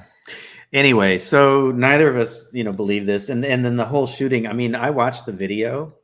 Look at this. Listen to this. So the person who said, he has two lawyers. The one lawyer is that guy I just mentioned. His last name is Dickey. Mm-hmm. And then Karen Friedman Agnifilo has also been retained to represent Luigi Mangione. Her husband is representing Sean Combs. This is theater. Yeah, it's real theater. It went federal, so his crime went federal. Oh, so the Pennsylvania court is the federal court, I guess. Or the court in Pennsylvania is a federal court, maybe. Okay. Anyway, sorry. We've basically not paid attention to a lot of these details because we don't care. Because it's just theater. Yeah. It's all theater. Yeah. And I watched the video of the shooting, and I don't even think that was real. Yeah, he's like walking along, and then all of a sudden he's like, oh. It's like, yeah, like from what I understand, and I wanted to talk to somebody who is an expert at this kind of thing. That's my theatrics for the day. Yeah, well, he's like, he's like stumbling along. Right, yeah. I'm not sure that's how people die when they get shot. From what I've understood, from what I've heard somebody tell me, when somebody gets shot, they drop. They don't go, whoa, like this big staggering thing, right? That's all theatrics. And hold on to the wall and do a pirouette and take off their hat. Yeah, right. Well, now, if you got shot in the leg, maybe you'd do that, right? that's quite a, that's a lot of energy entering a body. Okay. Right. Yeah. So from what I understand, people drop. He he didn't do that. No. Right. Yeah. So, this whole thing is just it's just bullshit from start to finish, and the whole Mangione thing, and especially the guy in the hoodie. Now, I'm going to tell you that Julie and I had an experience that was very similar to all of this, and When we we were were living in McKees Rocks, and this is a community, where Elon Musk likes to hang out. yeah, where he hangs out and talks to his posse. So this community was being gaslit, and it's exploited, and it's economically exploited, socially exploited. This is the community that what's the Buffalo Bills? Damar Hamlin came from. Another bullshit story. His mother's daycare center was in walking distance to our house. Yeah, we could probably hit it with a rock, but yeah. Anyway, from our porch, I can see Alaska from my. No, I could. No. We could walk to her daycare seriously, center. Yeah, this is a place where there were fireworks going on all of June of 2020, leading up to the 4th of July, and they were expensive. And people in big cities were seeing this, but not. We were in this little town just outside of Pittsburgh, and people in Pittsburgh weren't seeing this, right? So it's a little town that just is exploited and it's used. There's a show that's filmed there. It's called it's with the King of something. Jeremy Renner, King of Kingstown. Kingstown. So Kingstown is filmed in McKees Mayor Rocks. of Kingstown is filmed in McKees Rocks. This is where we lived for 5 years, right in McKees Rocks, right. PA. The current mayor of McKees Rocks, PA, is a SAG card holding actor. Right. I mean, this place is not. Anyway, so just kind of giving you the context. One evening, we were just kind of hanging out, watching a Netflix program. Netflix on our couch. And all of a sudden we hear pop, pop, pop, pop. And we're like, oh, shit. Right outside our front door. Because we'd heard people talking about hearing gunshots and stuff, but there wasn't a lot of gang violence in that town. So it was weird. And we look out, and there's a guy, and he's walking down like this. He has a hoodie on, and he has a gun outstretched like this, and he's just shooting forward. And just pop, pop, pop. There's nobody in front of him. There's nobody around him. He just stood in front of, it was the house directly across the street from us. It was ricocheting all over these brick, and we both got down, and I kind of peeked over the porch, and you watched him, and you were like, he could be shooting blanks. He's just shooting to make the noise. And he didn't. I mean, he was using live ammunition because there were bullet holes in neighbors' that's houses. true. There were bullet holes. And then some guy claimed to have been injured, and that was But we didn't see any evidence of that because we saw no body. That whole thing was a Shaggy Dog story too. There was no ambulance that came. Right. And we were right there. Right. It was right in front of us. And then when we talked to the cops, and we told them exactly the way we're describing it to you, which is that they didn't like the story. They literally just walked away. They walked away from us because I'm sure they know that it was all theater. Well, and then the detective followed up later and sent me a photo of the guy from a camera that was like a closed circuit TV, and it was equally difficult to see the face, and it was in a hoodie, but it looked different, and he didn't go to that part, at least not that I could recall. Right. And I'm like, this doesn't really, I don't have anything to add to this. I don't have anything to say about this. And he did not like that. And he didn't follow up with anything else. I asked him a question, right, and he didn't answer it. Right. So, and that was by email. And I think I even said to the cop, well, to me, it just looked like theater. And the cop just turned around and walked away. Right. He didn't like that. I don't want to hear that. Yeah. How am I supposed to make my So this is what we're saying is when we saw the guy in the hoodie, that's the first thing I thought of. Yeah, theater. Yeah, because we witnessed this. Oh, happen. and then he had a silencer, and who uses a silencer? Oh, come on! I know Mangione had a silencer, not the guy in our neighborhood. our old neighborhood. Yeah, the guy in the neighborhood You that's know, using where glass. Elon Musk hangs out. Yeah, right. Where he hangs out. Yeah. Where DeMar Sorry, I'm Hamlin comes from. Tapping the table, and So- it's probably causing all sorts of noise with the microphone. Oops. Sorry. Oopsie. So we're just really skeptical of the Mangione story based on our own personal experience. And then just watching the video, you woke me up when you heard about it, like 2 a.m. I think you were looking at Twitter or something, and we were both like shocked and like oh my God, mostly because I just woke up, but as it kind of settled in and as the story kind of unfolded, we were both like, yeah. Right. So another bullet point for 2024 is unfortunately Hurricane Helene, Mm-hmm. which got hardly any coverage, definitely didn't get any help. The Appalachian region was devastated, decimated. There's apparently, all sorts of things have happened. There's been like orphaned children.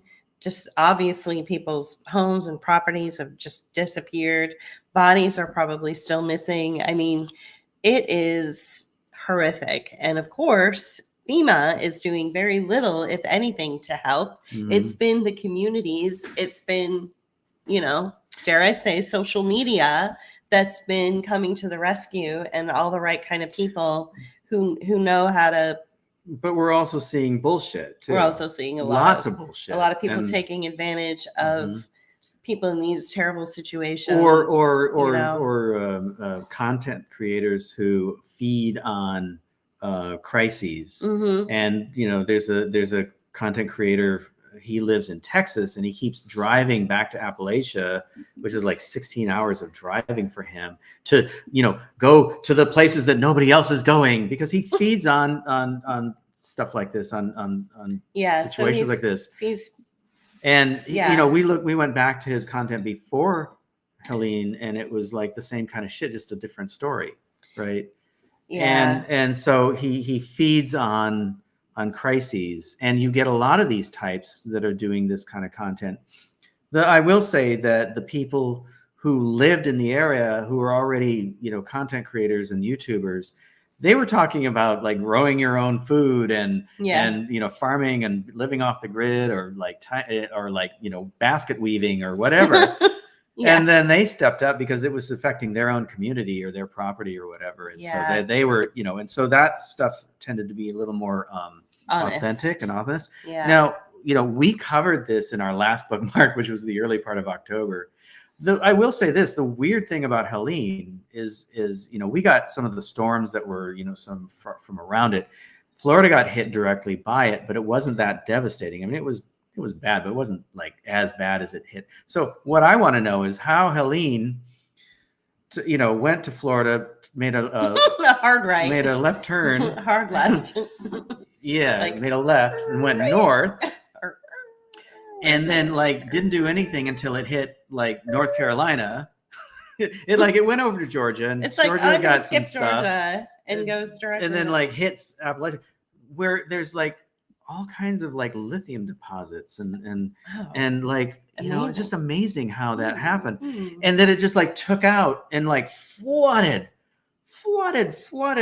How did it do that? Because usually storms, and we come from the West Coast where especially we didn't live in Oregon and Portland, but we lived in a Mediterranean climate where the rain you get is during the wintertime, and it's from storms that collect moisture over the ocean and then dumps as it goes up into the Sierras, and as it hits the coast of Oregon, it dumps because it's colder there. And this is physical geography. Okay, this is just this is physics.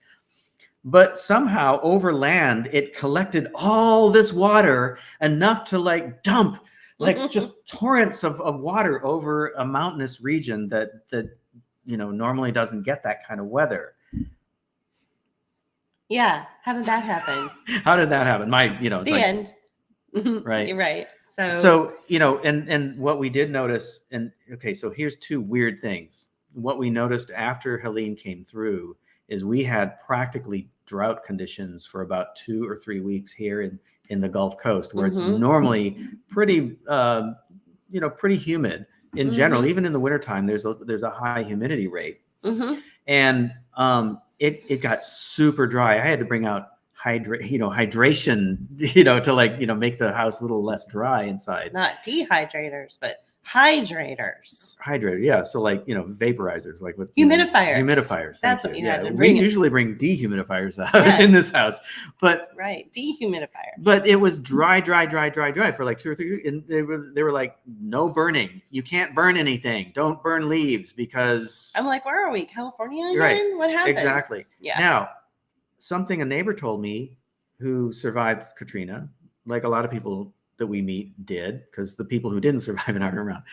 But he was talking about this area after Katrina, and he's like, yeah, sure, it was flooded for about a week or two around the neighborhood that we live in. But he said 2 to 3 weeks, maybe 4 weeks after Katrina, it was dry. Now, why is that? Because the weather modification program Mm-hmm. uses all of the moisture in the air and collects it and concentrates it on one region, and then there's no moisture left, and so you need the environmental biome of the earth to build back up into its natural way of. And that's our supposition. That's our not our supposition. This is what we are proposing as is what happens. Yep. Right? Because weather modification, something that Naomi Wolf said years ago when I was still a little skeptical about the California fires and the about some of the skyria that people see. I was like, oh, yeah, the thing that convinced me is she's like, this is rain stealing. They use this to help do a number of things, but one of the things she called it was rain stealing, and I was like, okay, I buy that because I can see how it's being used, different ways, and anyway, so we saw that in Pennsylvania, in Pittsburgh, when we were living there. It's like you would see rain. It would get dry and then it would dump somewhere else. And like when we were supposed to be getting rain, it didn't, and so forth. Right. Exactly. So, yeah. So, and I'm not going to go into, our theories on why, but was whatever. 2024 the year of targeted flooding? Yeah. So, that was something else I wanted to go into. Yeah. So all the different cities that got flooded. Did you write that down? I didn't. Okay, so we had, if we can recall, we had Spain. We had Spain. So first we had Appalachia, then we had Spain. And we had an area of France on the Mediterranean. An area of France. And I think Arizona got hit as well. Arizona.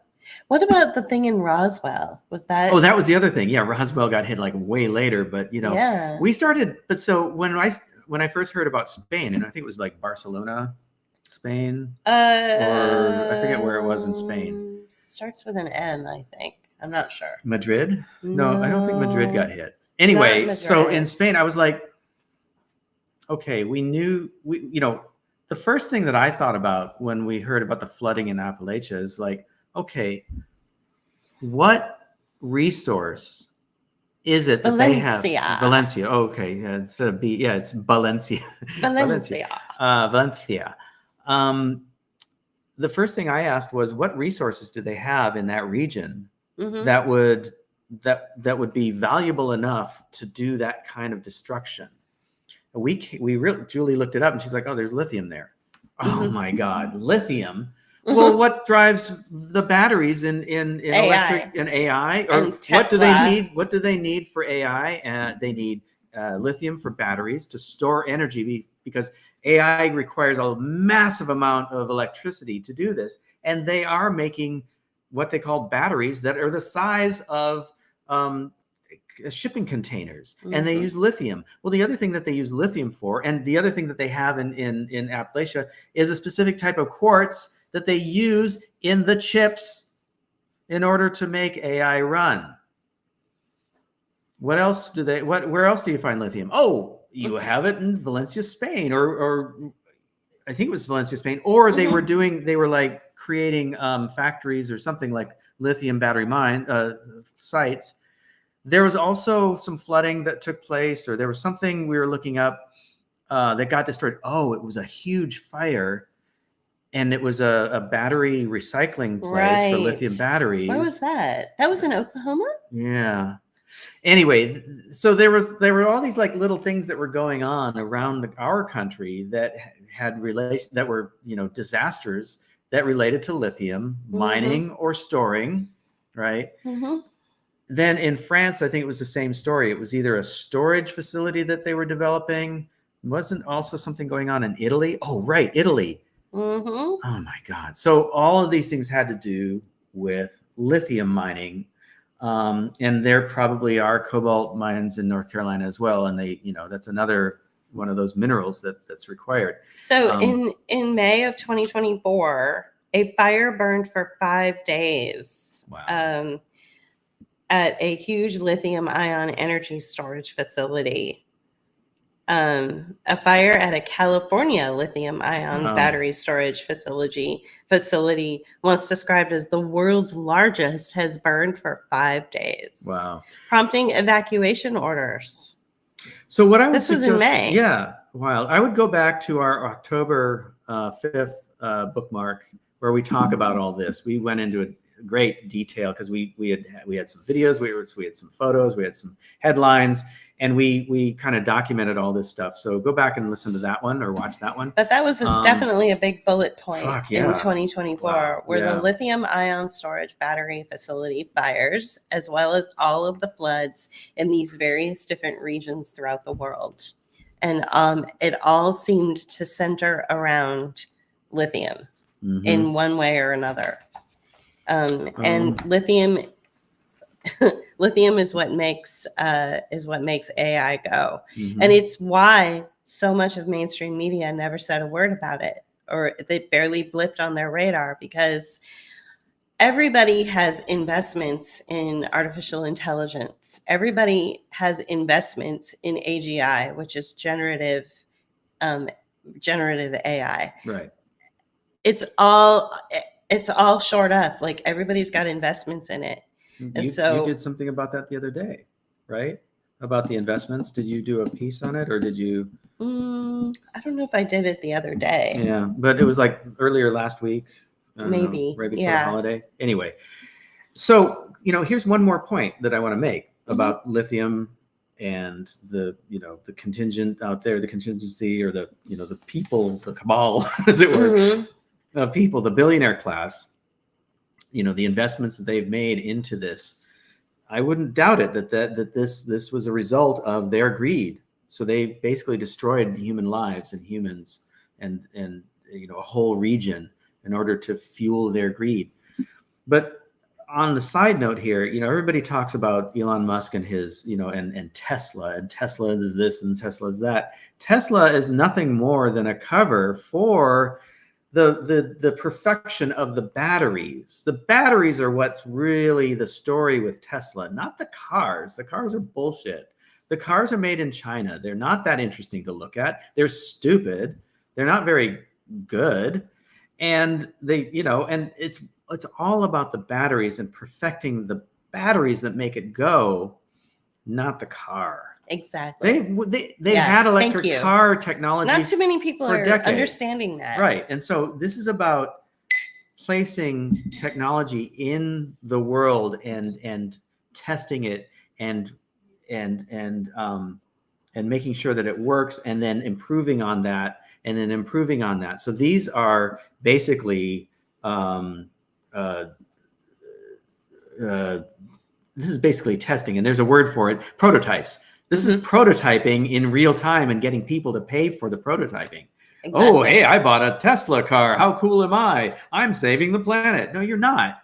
You're not. Actually making it worse. You're making it worse. You're actually making it worse. Yeah. Somebody brought up the Tesla trucks. The trucks are showing up in different cities in Canada, all within a few weeks of each other. They wish to use them in 5G autonomous cars. Yeah, maybe. I think that the 5G thing might also be part of this too, because the autonomous vehicles are going to need some way of communicating and moving around. But I have to say, the everybody hates the Tesla trucks except the people who like them. they look like a toy from the 80s. You know, Right, they and the do. interior looks like it's from the 80s, and somebody in this community actually has one. It's really sad. It's just really sad. They're so ugly. I'm a bit worried that they would be used for for La Bambas. La la la la la la la la bamba. Yeah. Necesito. Maybe. Maybe. Yeah, maybe. So another bullet point for 2024 was, and this recently came up last week or just this week. Mm-hmm. Oh, it was a during big meltdown on Twitter. during the Christmas break was the H-1B visas. And I talked about that on the Friday bookmark, or the Friday reading that I did. I spent the first, I think, 30 minutes talking about it. I go back to that. It's good. Yeah. And, you know, it's basically H-1B visas are given to specialized workers who are not Americans.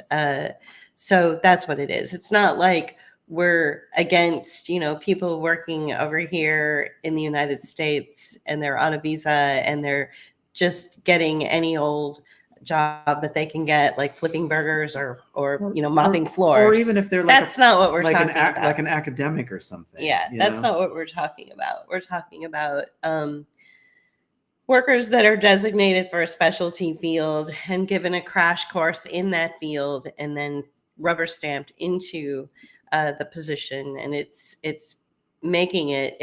designed to bring the wages of a certain classification of people. It's designed to make their wages go down. I mean, that is the only reason for the existence of the H-1B visa. That's it. It's not to lift up people from other countries and give them an opportunity. It's not about that. And it's certainly not about bringing better talent into corporations. It's not that at all.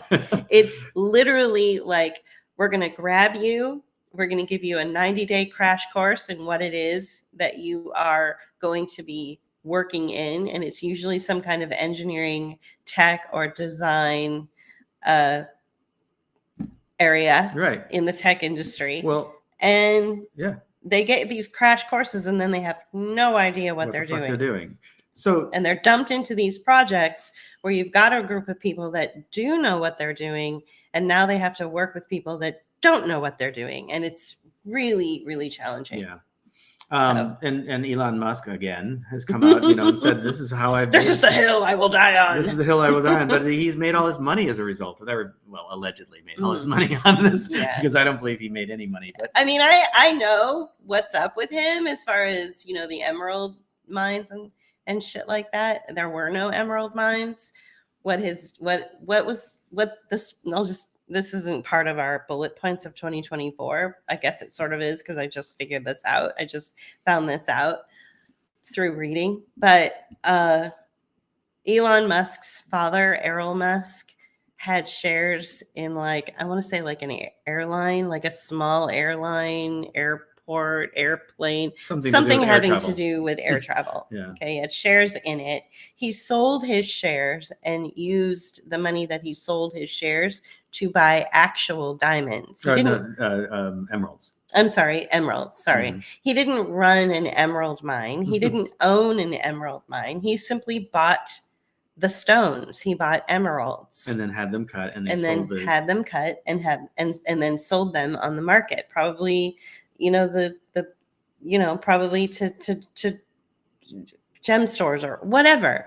And so that's how the Musks were able to live, sort of, you know. And his mother, of course, May, was like a model, and so I'm sure she had like residuals or whatever. But, you know, so when Elon Musk says no, he never owned an emerald mine, it's true. His father never did own an emerald mine. That's not how his father became wealthy. And Elon Musk benefited from something called apartheid in his generation. And so did David Sachs, and so did Peter Thiel. And I've mentioned this before. in many of my broadcasts. They want to bring a version of apartheid into this country. And they were starting to do that. And they were starting to bring this really horrific type of, governing, okay, that is very bad. They started to bring it into the Trump campaign when I think that some MAGA influencers like probably Naomi Wolf and Steve Bannon intervened and said, no, you can't do this. You can't bring apartheid into the United States. If you don't know anything about South African apartheid, look it up. Mm-hmm. You've got Peter Thiel and David Sachs that ran a small, dumbass little paper at Stanford when they were students at Stanford University. On the record, where they wrote like a whole article about advocating for and promoting apartheid, and they have been in huge debates about it, and they have said things like it works. Mm-hmm. And you guys, like, this is not good. And these are the people. I mean, you know who Peter Thiel is. He's an absolute like the room goes cold when he enters the room. Right. He is void of a soul. Like, we're talking like a very dangerous and people say, ooh, he's ooh, evil. I don't like to use the word evil, but he truly is an evil man. So they also talked about in their bro days at Stanford how a woman who was raped like ultimately deserved it. Like, these are the people that were advising the Trump campaign. Okay. So that's why, there had to be this little dust up. There had to be this little shake up. And they used, I think Bannon and Naomi Wolf used the story of the H-1B visa issue as a way to undercut those individuals who were advising the Trump campaign. Okay. So we have a couple more points. We're well into the 2-hour mark. Yeah, we're past the 2-hour mark. We're approaching the 2.5-hour mark. I think we can hit a couple more things here. Send in the drones. Right. I don't even know what to say about the drones. I don't know either. It's like, it's weird because like some people are like, this is absolutely true. These things actually exist. And they're calling them, what do they call them? Dior bags? Yeah, because they keep getting canceled off of TikTok because they were calling them drones, and we're talking influencers. Right. Bethany Frankel, I don't know if you know who she is, but you can look her up. But she's an influencer, and every time she would talk about the drones, she would get her videos would get kicked off or taken down. So she started using Dior bags. Right. The term Dior bags. Now, when I talked to people who lived in the areas that had them, they didn't talk about it. Nobody saw anything. Nobody saw any drones. Right. Like, so I'm not sure people are really seeing that. So there's these two worlds. There's social media and there's the real world. Mm-hmm. And so we're not sure if this is real or not. I'm not going to comment one way or the other. I have no idea what this is about. And I'm not going to, because I didn't experience it. I have not seen them. I have not experienced it. I cannot comment. Now, I can comment on the other stuff that we've been talking about because we've had some direct experience.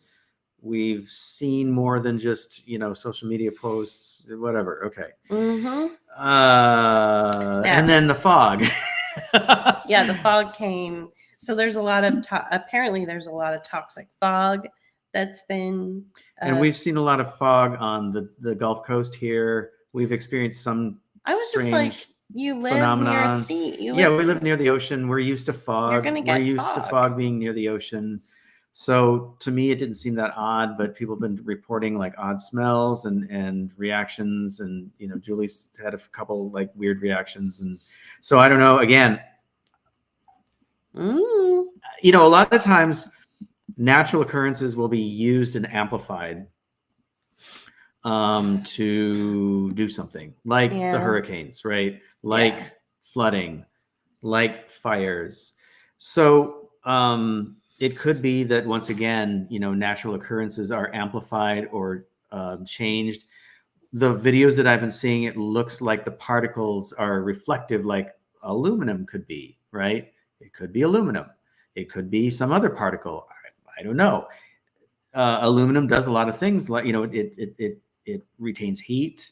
It could be they could be using aluminum particles to generate the fog, right? And it's just they required so much of it. So I don't know. Aluminum makes fires burn hotter. Yeah. So those people who experienced that really smelly fog, that when they flashed their light on it and they saw a lot of particles in the air, maybe those people should see, like, if next week or the week after or sometime, in the first quarter of 2025, if they have like really intensely hot fires. Because now if that's true, that it's aluminum in the atmosphere or in the environment now, and it's just laying there now, that it could be a fire thing. Yeah. Well, and we know that aluminum is is in the aerosol injections, the stratospheric aerosol injections, otherwise known as chemtrails. Okay. And because it makes snow colder. And so people reported their animals having trouble walking in the snow, like their dogs, because it's so damn cold to the touch of their paws. And we've seen it, create, stealing rain, right? Or creating a situation where you don't see the sun as often. So, there's a lot of things going on with this, and these things actually are real. I mean, the New York Times Magazine talked about it. They're real programs. It's just that for some reason you can't talk about that stuff because people don't believe in it. Even though it's there in the sky, you can see TV shows or shows on movies or whatever, and you'll see in the background, it might even be a historical fiction, and you'll see sky trails in the background. It's the weirdest damn thing. It's so omnipresent and it's so everyday that, it just kind of blends into the background, but okay. So although this is the last thing, I mean, we can talk about it, I guess. Just briefly. Yeah. So Jimmy Carter died. Again. Yeah. So I swear to God, there was a story about him dying in February of earlier this year. And then we looked it up. You looked it up, and he allegedly died again before in 2023. In 2023. So it's really, this, I think, is one of those stories where we're supposed to go, wait a minute, what's true? What's real, and how is this convenient politically, economically, socially? How is it convenient to make it official finally now, at the end of December 2024, when I could have swore he died. Some people are saying that, wait, I saw a piece where he died in 2020, so it's really, this is really bizarre, but he's dead. He's dead now, and finally. I think he's been dead for at least a year. It's like, I think Biden might be dead too. I'm not sure. Yeah. But well, okay, let's talk about 2024 in terms of the royals too. So like we had Kate Middleton say that she had pre-cancer. Now, she didn't die, but I think this kind of ties into some of this. Like, was that this year or last year? No, this was this year, because you went into a big video about I know. it. I thought they were going to take her out like Princess Di. I was like, I mean, they're going to kill her. This goes back to Christmas of last year, okay? Because that was like the last time anybody had seen her, and then she disappeared. And then this video came out, and everybody's like, "That's AI." March 22nd, 2024. Right. So this past this year. So the Kate Middleton psyop. So yeah, what we've been talking about, Julie and I together, that is that, okay, so now you have this narrative that Kate Middleton put out there that we're starting to see in other cases, like people talking about how they went in for cancer treatment to take care of precancerous cells. And so they got chemotherapy because their doctor had said, you might get cancer. You might get it. You have precancerous cells, which is like, what is that? Like you're that's a new thing. What is it? Like you're of the what is it? There's a word. There's a chance that you have a family history, or you have something that Yeah. indicates that you or the markers or whatever Right. that indicate that you could possibly maybe one day get so cancer. you might need to get some So you treatment. better get this poison today. Right. Yeah. Like, so Kate Middleton started that trend. And even though a lot of people were like, this is bullshit, the fact is it worked. Is like, Mhm. there's people that we're Mhm. connected to on social media that are super healthy and are like, I was told I might get cancer one day, so I'm going to go in for precancerous I'm going to go in for pre-cancer chemotherapy. This is a person that was like, I am not getting the COVID shot. I am not wearing a mask. I am not doing these things to my child. I am this and that. I am super healthy and organic eating.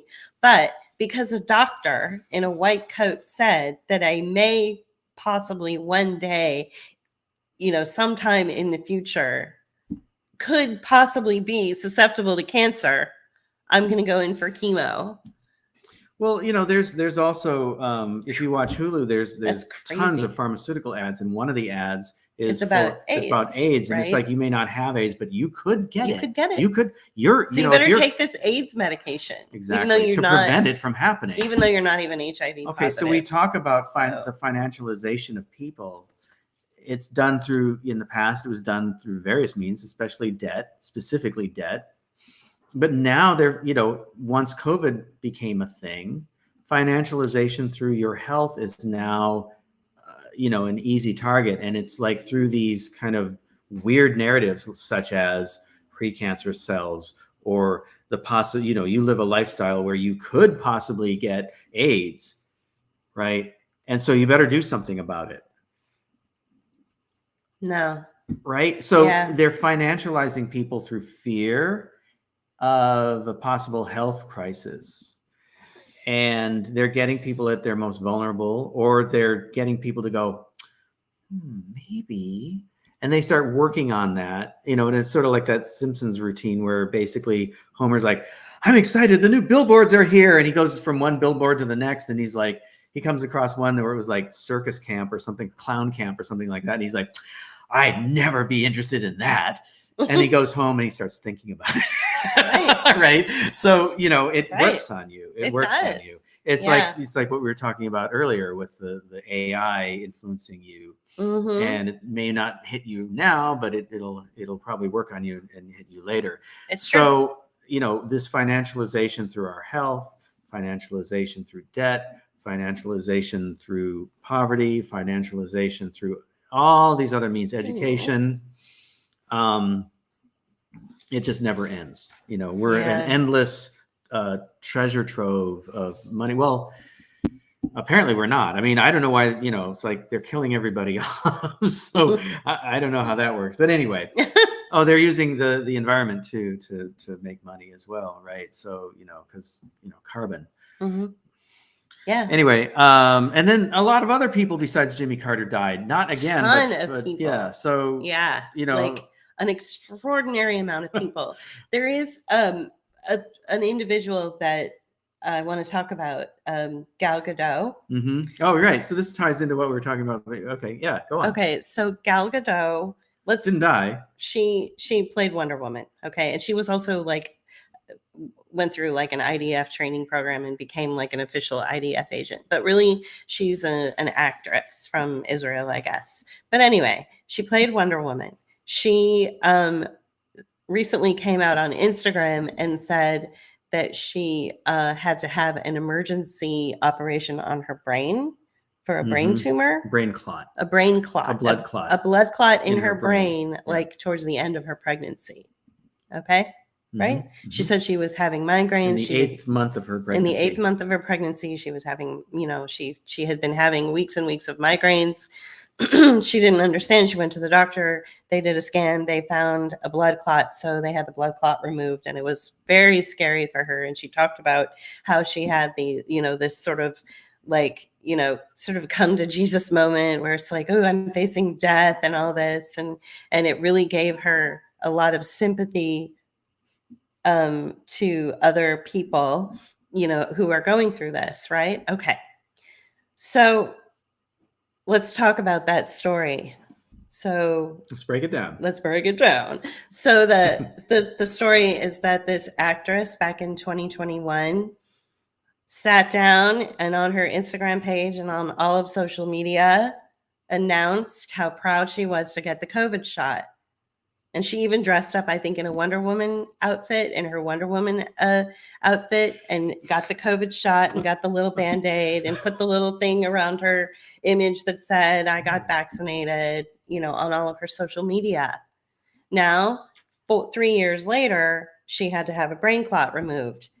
Cue the, let's bring in the anti-vaccine people. Oh, look at that. She got a vaccine, and that's why she has the brain clot. And so vaccine's bad. Okay. I think the whole thing is a psyop. I don't think she ever got the shot. I don't think she even had a brain clot.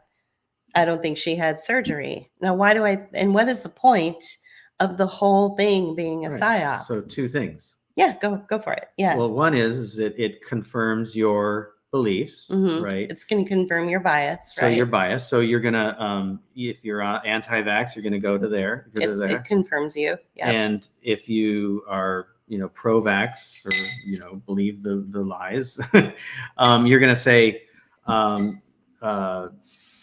the medical industrial complex saved you. Right. Exactly. And that's exactly it. And so the second thing is that, oh, well, this normalizes blood clots and any other sort of health issues that are occurring. Like, children have always had heart attacks. People have blood clots all the time. And yeah, of course, people have had blood clots all the time. But this is extraordinary number of people having blood clots, and so it normalizes this fiction, normalizes the idea that we do have these kind of extreme health problems all the time now, right, and even Gal Gadot has been affected by it. So this is part of the hyper normalization that we talk about, where you have again two competing narratives that are coming out of the same propaganda apparatus or media apparatus, whatever. When, and there was a lot of people that just absolutely refused to even acknowledge what I was saying about Damar Hamlin and his story. I live in McKees Rocks, which is where he's from. Or then, yeah. Or I lived in McKees Rocks, which is where he's from. And when he fell down on the field, I said, this is theater. Right. This is all theater, and it has to do with his nonprofit, which was flooded with money after he fell on the field. It has to do with his mother, who's this incredibly shallow, selfish woman who just wanted to load up on cars and load up on money. And and everyone kept saying that it was about health and that it was about, oh my gosh, he got the shot and now he's dead. And they're going to put in a clone or a stand-in and a stand-in. And the guy that's giving the interviews to this day is not really the real Damar Hamlin because the real Damar Hamlin died on the field. No, it has nothing to do with that. It had nothing at all to do with the shot, with health or the health industry. It had to do with curating his nonprofit, which was barely existent. He could barely generate any funding for it, and it was turning it into a multi-billion-dollar foundation. Well, millions. So that he could. In fact, the new foundation is called Millions. Yeah, I think it's called Millions for myself. And it's ridiculous. So, and none of the doctors wanted to listen to reason that I tried to share this information with. All of the people that were just so focused on, oh, it's the vax, it's the vax, it's the vax, it's the vax. No, it has nothing to do with the vax. It has to do with money. Financializing your sympathy. Yeah, financializing your sympathy. It was a total exercise in exploitation. Absolutely. So, this is another reason why we feel like we need to exit off of the Meta brand, is because not everything can be pared down to this is the one reason and the one answer. There are a myriad of explanations as to why people are doing what they're doing and why these different psyops and things are happening. It's not, life is a little bit more nuanced than just, it's the vax, it's more than that. But I think it's the vax. The last thing that I want to say is I want to talk about my dream. Okay. Yeah. And then we can end this because we're at the 2.5 hour mark. So a couple of weeks ago, we were in New Orleans for last week. last week we were, it's crazy. We were in New Orleans.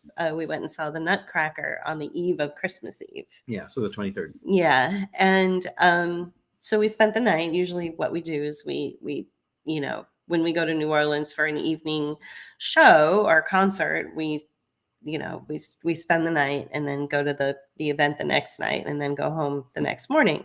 So one of those nights I had a dream that we were in our old house in McKees Rocks and that it was still not packed up. It looked different than what it was, but it was still not packed up. And I said to him, it was very simple. The new owners have purchased the place. It's time for us to go. We have to pack everything up.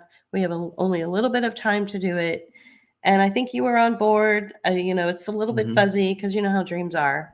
But the gist of it was that we had to be out of there by January 25th, 2025. I said, we have to be moved out of here, have all of our stuff out of here and go because the new people are moving in on January 25th, 2025. So when I woke up and I told him the dream, there's a couple of things that I recall about how I felt. It wasn't that we needed to go to the new place. It's that we needed to leave the old place because the new people were coming in. So, so that I wanted to make sure that part was clear and that they were coming in and they were going to be occupying the old place, the old house on January 25th, 2025. And so there's something happening on January 25th, 2025. It is, it happens every few years, and you guys probably know this already, but all the planets are aligning on that date. When I had that date in my dream, I was like, that's such a weird thing that I would have that specific date. And yes, so there's a planetary alignment on January 25th, 2025. It'll be a celestial symphony for success. The stars are aligning literally on January 25th, 2025. The cosmos will orchestrate a rare planetary alignment, setting the stage for a year brimming with transformation, success, and productivity. This celestial event isn't just about jaw-dropping views. It's about cosmic energy, turbocharging ambitions and aspirations. On this day, all major planets in the solar system will form a harmonious lineup, creating a gravitational and energetic pull that resonates on Earth. And such alignments are rare and often seen as harbingers of new beginnings. Think of it as the universe pressing a giant refresh button, kind of like a reset. I always take everything with a grain of salt. The alignment energizes personal growth and transitions. Those considering a career pivot or educational pursuit or a major lifestyle change might find this alignment supercharging their plans. It's a cosmic invitation to shed old habits and embrace new opportunities with open arms. The alignment of these planets often signifies clarity and focus. The energy from this event could help align thoughts, actions, and goals, making plans more streamlined and efficient. And whether it's tackling long neglected tasks or embarking on new projects, this day might mark the start of a highly productive phase. And then there's a success on the horizon with Jupiter, the planet of expansion and fortune, taking center stage. The alignment is a beacon for abundance and success. Its influence encourages bold moves and calculated risks, rewarding those who dare to dream big. Saturn's disciplined energy ensures that success comes with a solid foundation, making achievements long-lasting. Engage in activities that set intentions, such as journaling aspirations or meditating on your goals or pausing to reflect on the year ahead. This alignment provides a unique window for manifestation and grounding. January 25th, 2025 is more than a date. It is a cosmic catalyst for change. The energy from this planetary parade will echo throughout the year, helping to make 2025 a milestone of productivity, success, and personal transformation. Wow. Yeah. So I had this stream where we were in our old house, and I told him we've got to get out of the old house, remove all of our things, and we have to do this by January 25th, 2025. So for us personally, that's one of the reasons why we're getting away from the Meta brand, okay, from Facebook and Instagram specifically, and moving off of that. And not Chatter. Messenger. Yeah. Right. And getting off Messenger. The thing, if you're planning on doing this, and and first of all, we don't do this. We're not doing this to encourage other people to do it. Just because we've chosen to do it, and it's very personal for us, and it's something that we've thought about for a long time, doesn't mean that we expect the rest of the world to do it as well. If you're planning on doing it, make sure that you have something else to take its place. So for instance, for me, on this Thursday, so today's Tuesday, so this Thursday, I'm starting a 1-hour aqua fitness class where I'm going to be doing sort of aqua aerobics. There's been a lot of pain in my joints, and there's been, my autoimmune illness is acting up. And the only thing that helps me is aqua fitness or doing water aerobics. So starting 4 days a week, I'll be doing that. So that's a replacement for any time I may have been spending on social media. I'm also learning guitar from him, and I'm happy to say that I've mastered quite a few chords. And so I'll be picking up the guitar more in place of scrolling around on social media. So make sure that you have a replacement, something that will really edify you personally, and check with yourself and say, I don't need to share my accomplishments with the world. Pretend it's 1992 again or 1993 again. When you went out and you experienced life, did you suddenly take a photo of it and share it all over Instagram or all over Facebook and showed people on the bus? Yeah, no, you never did that. I got on the bus and showed people all these photos of me and my family. So you can have a very rich and fulfilling life, and you can replace other things, that once filled social media. You can can replace it. I'm going to take up smoking as a result. I think you should. Yeah. So that's what I wanted to say. So this stream was incredibly powerful for me personally. Thanks, yeah. And pretty amazing. And it's so we're looking forward to what 2025 will bring to the universe or to the world as a whole, especially starting January 25th, 2025, when all those planets align. That's really powerful energy. It's also kind of interesting. We're combining it with the Pluto moving into Aquarius too, which is supposed to be this period, this era that the last time it happened, the American Revolution took place. So it's kind of an energetic, positive place, I think, right now, with all the darkness that we're seeing with the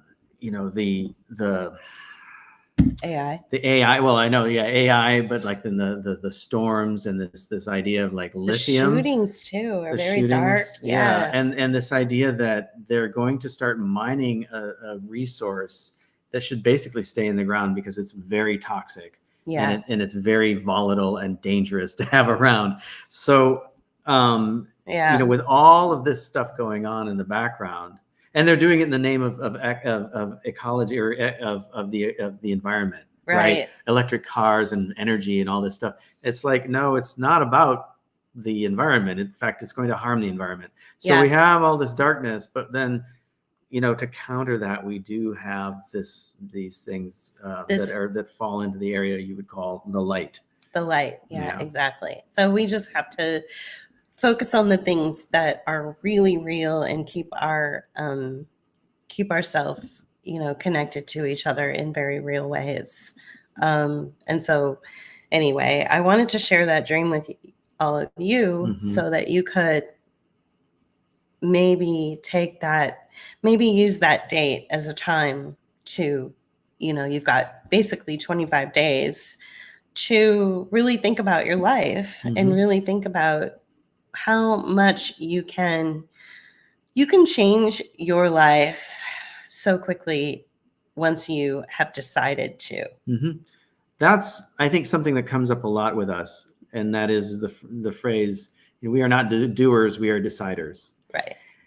And you can take action once you've decided to take action. Right.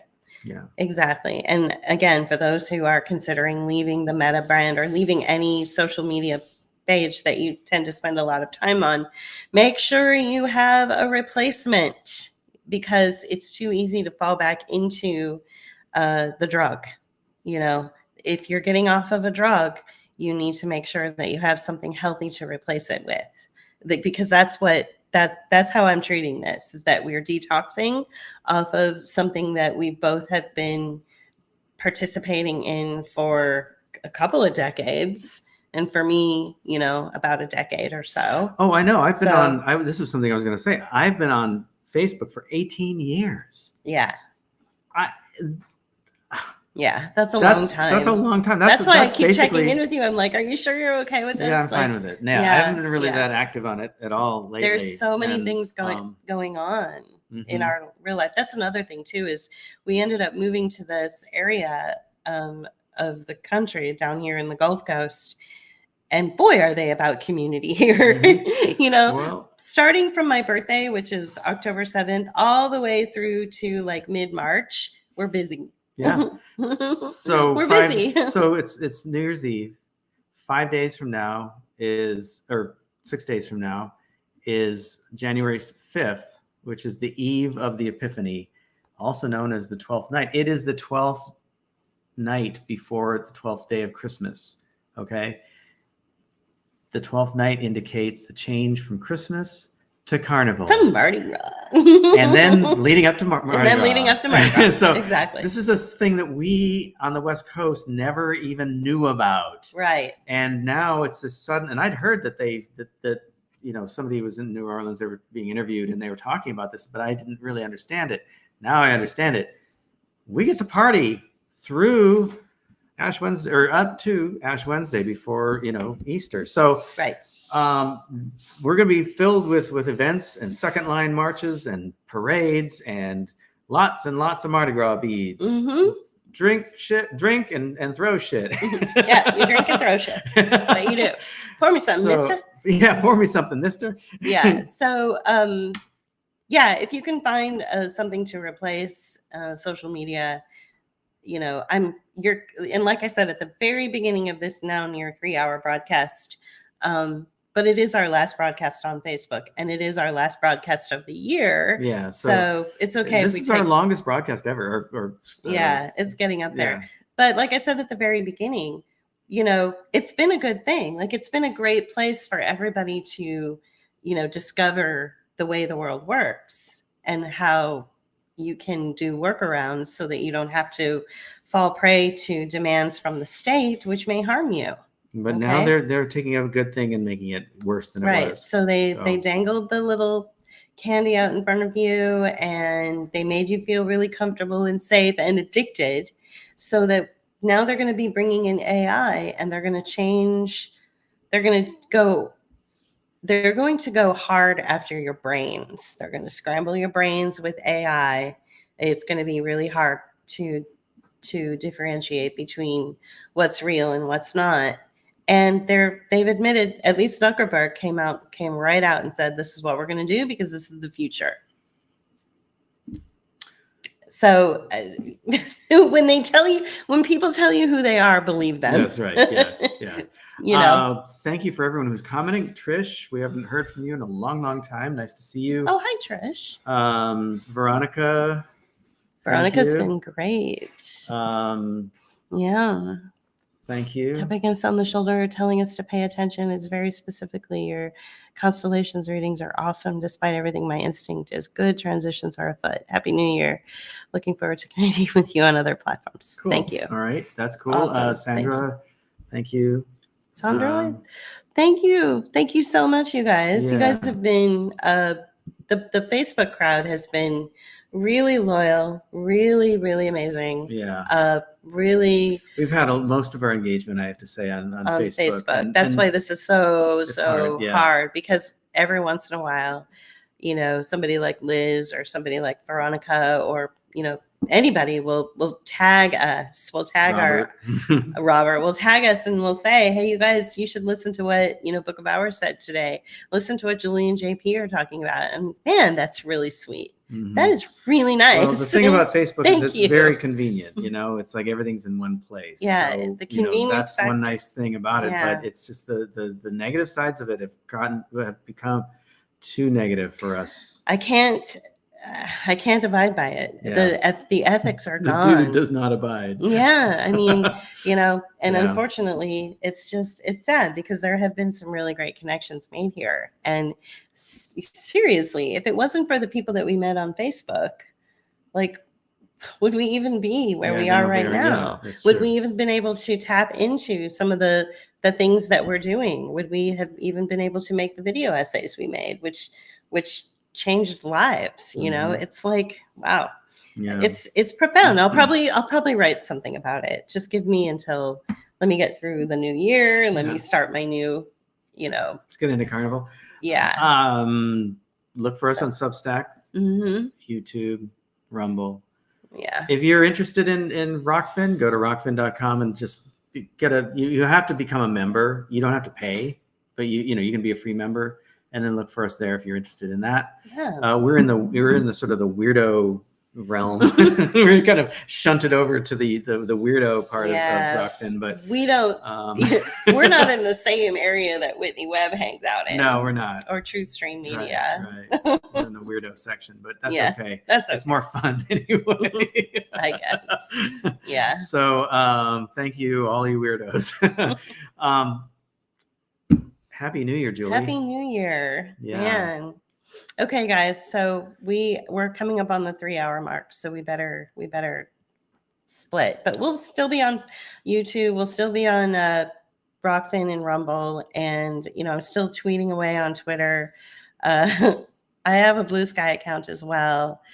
I will put up one last sort of meme link so that anybody who wants to, find out where we are, you'll just have it. You can just bookmark it. You can send it to yourself, and I'll be back on Friday, this coming Friday, on YouTube, Rumble, and Rockfin and Substack and all that to do the Friday reading. So, I'm still doing the Friday readings, just not on the Facebook platform any longer. Yeah. Okay. All right. Happy Thanks, New everybody. Year. Happy Bye. New Year. Bye. Bye. Bookmark is made possible by our patrons and supporters. You can help us continue our work by becoming a patron at patreon.com/bookofhours. Join Rockfin or leave us a tip at rockfin.com/bookofhours, or leave us a one-time donation at paypal.me/bookofhours. Or you can use Cash App. Thank you.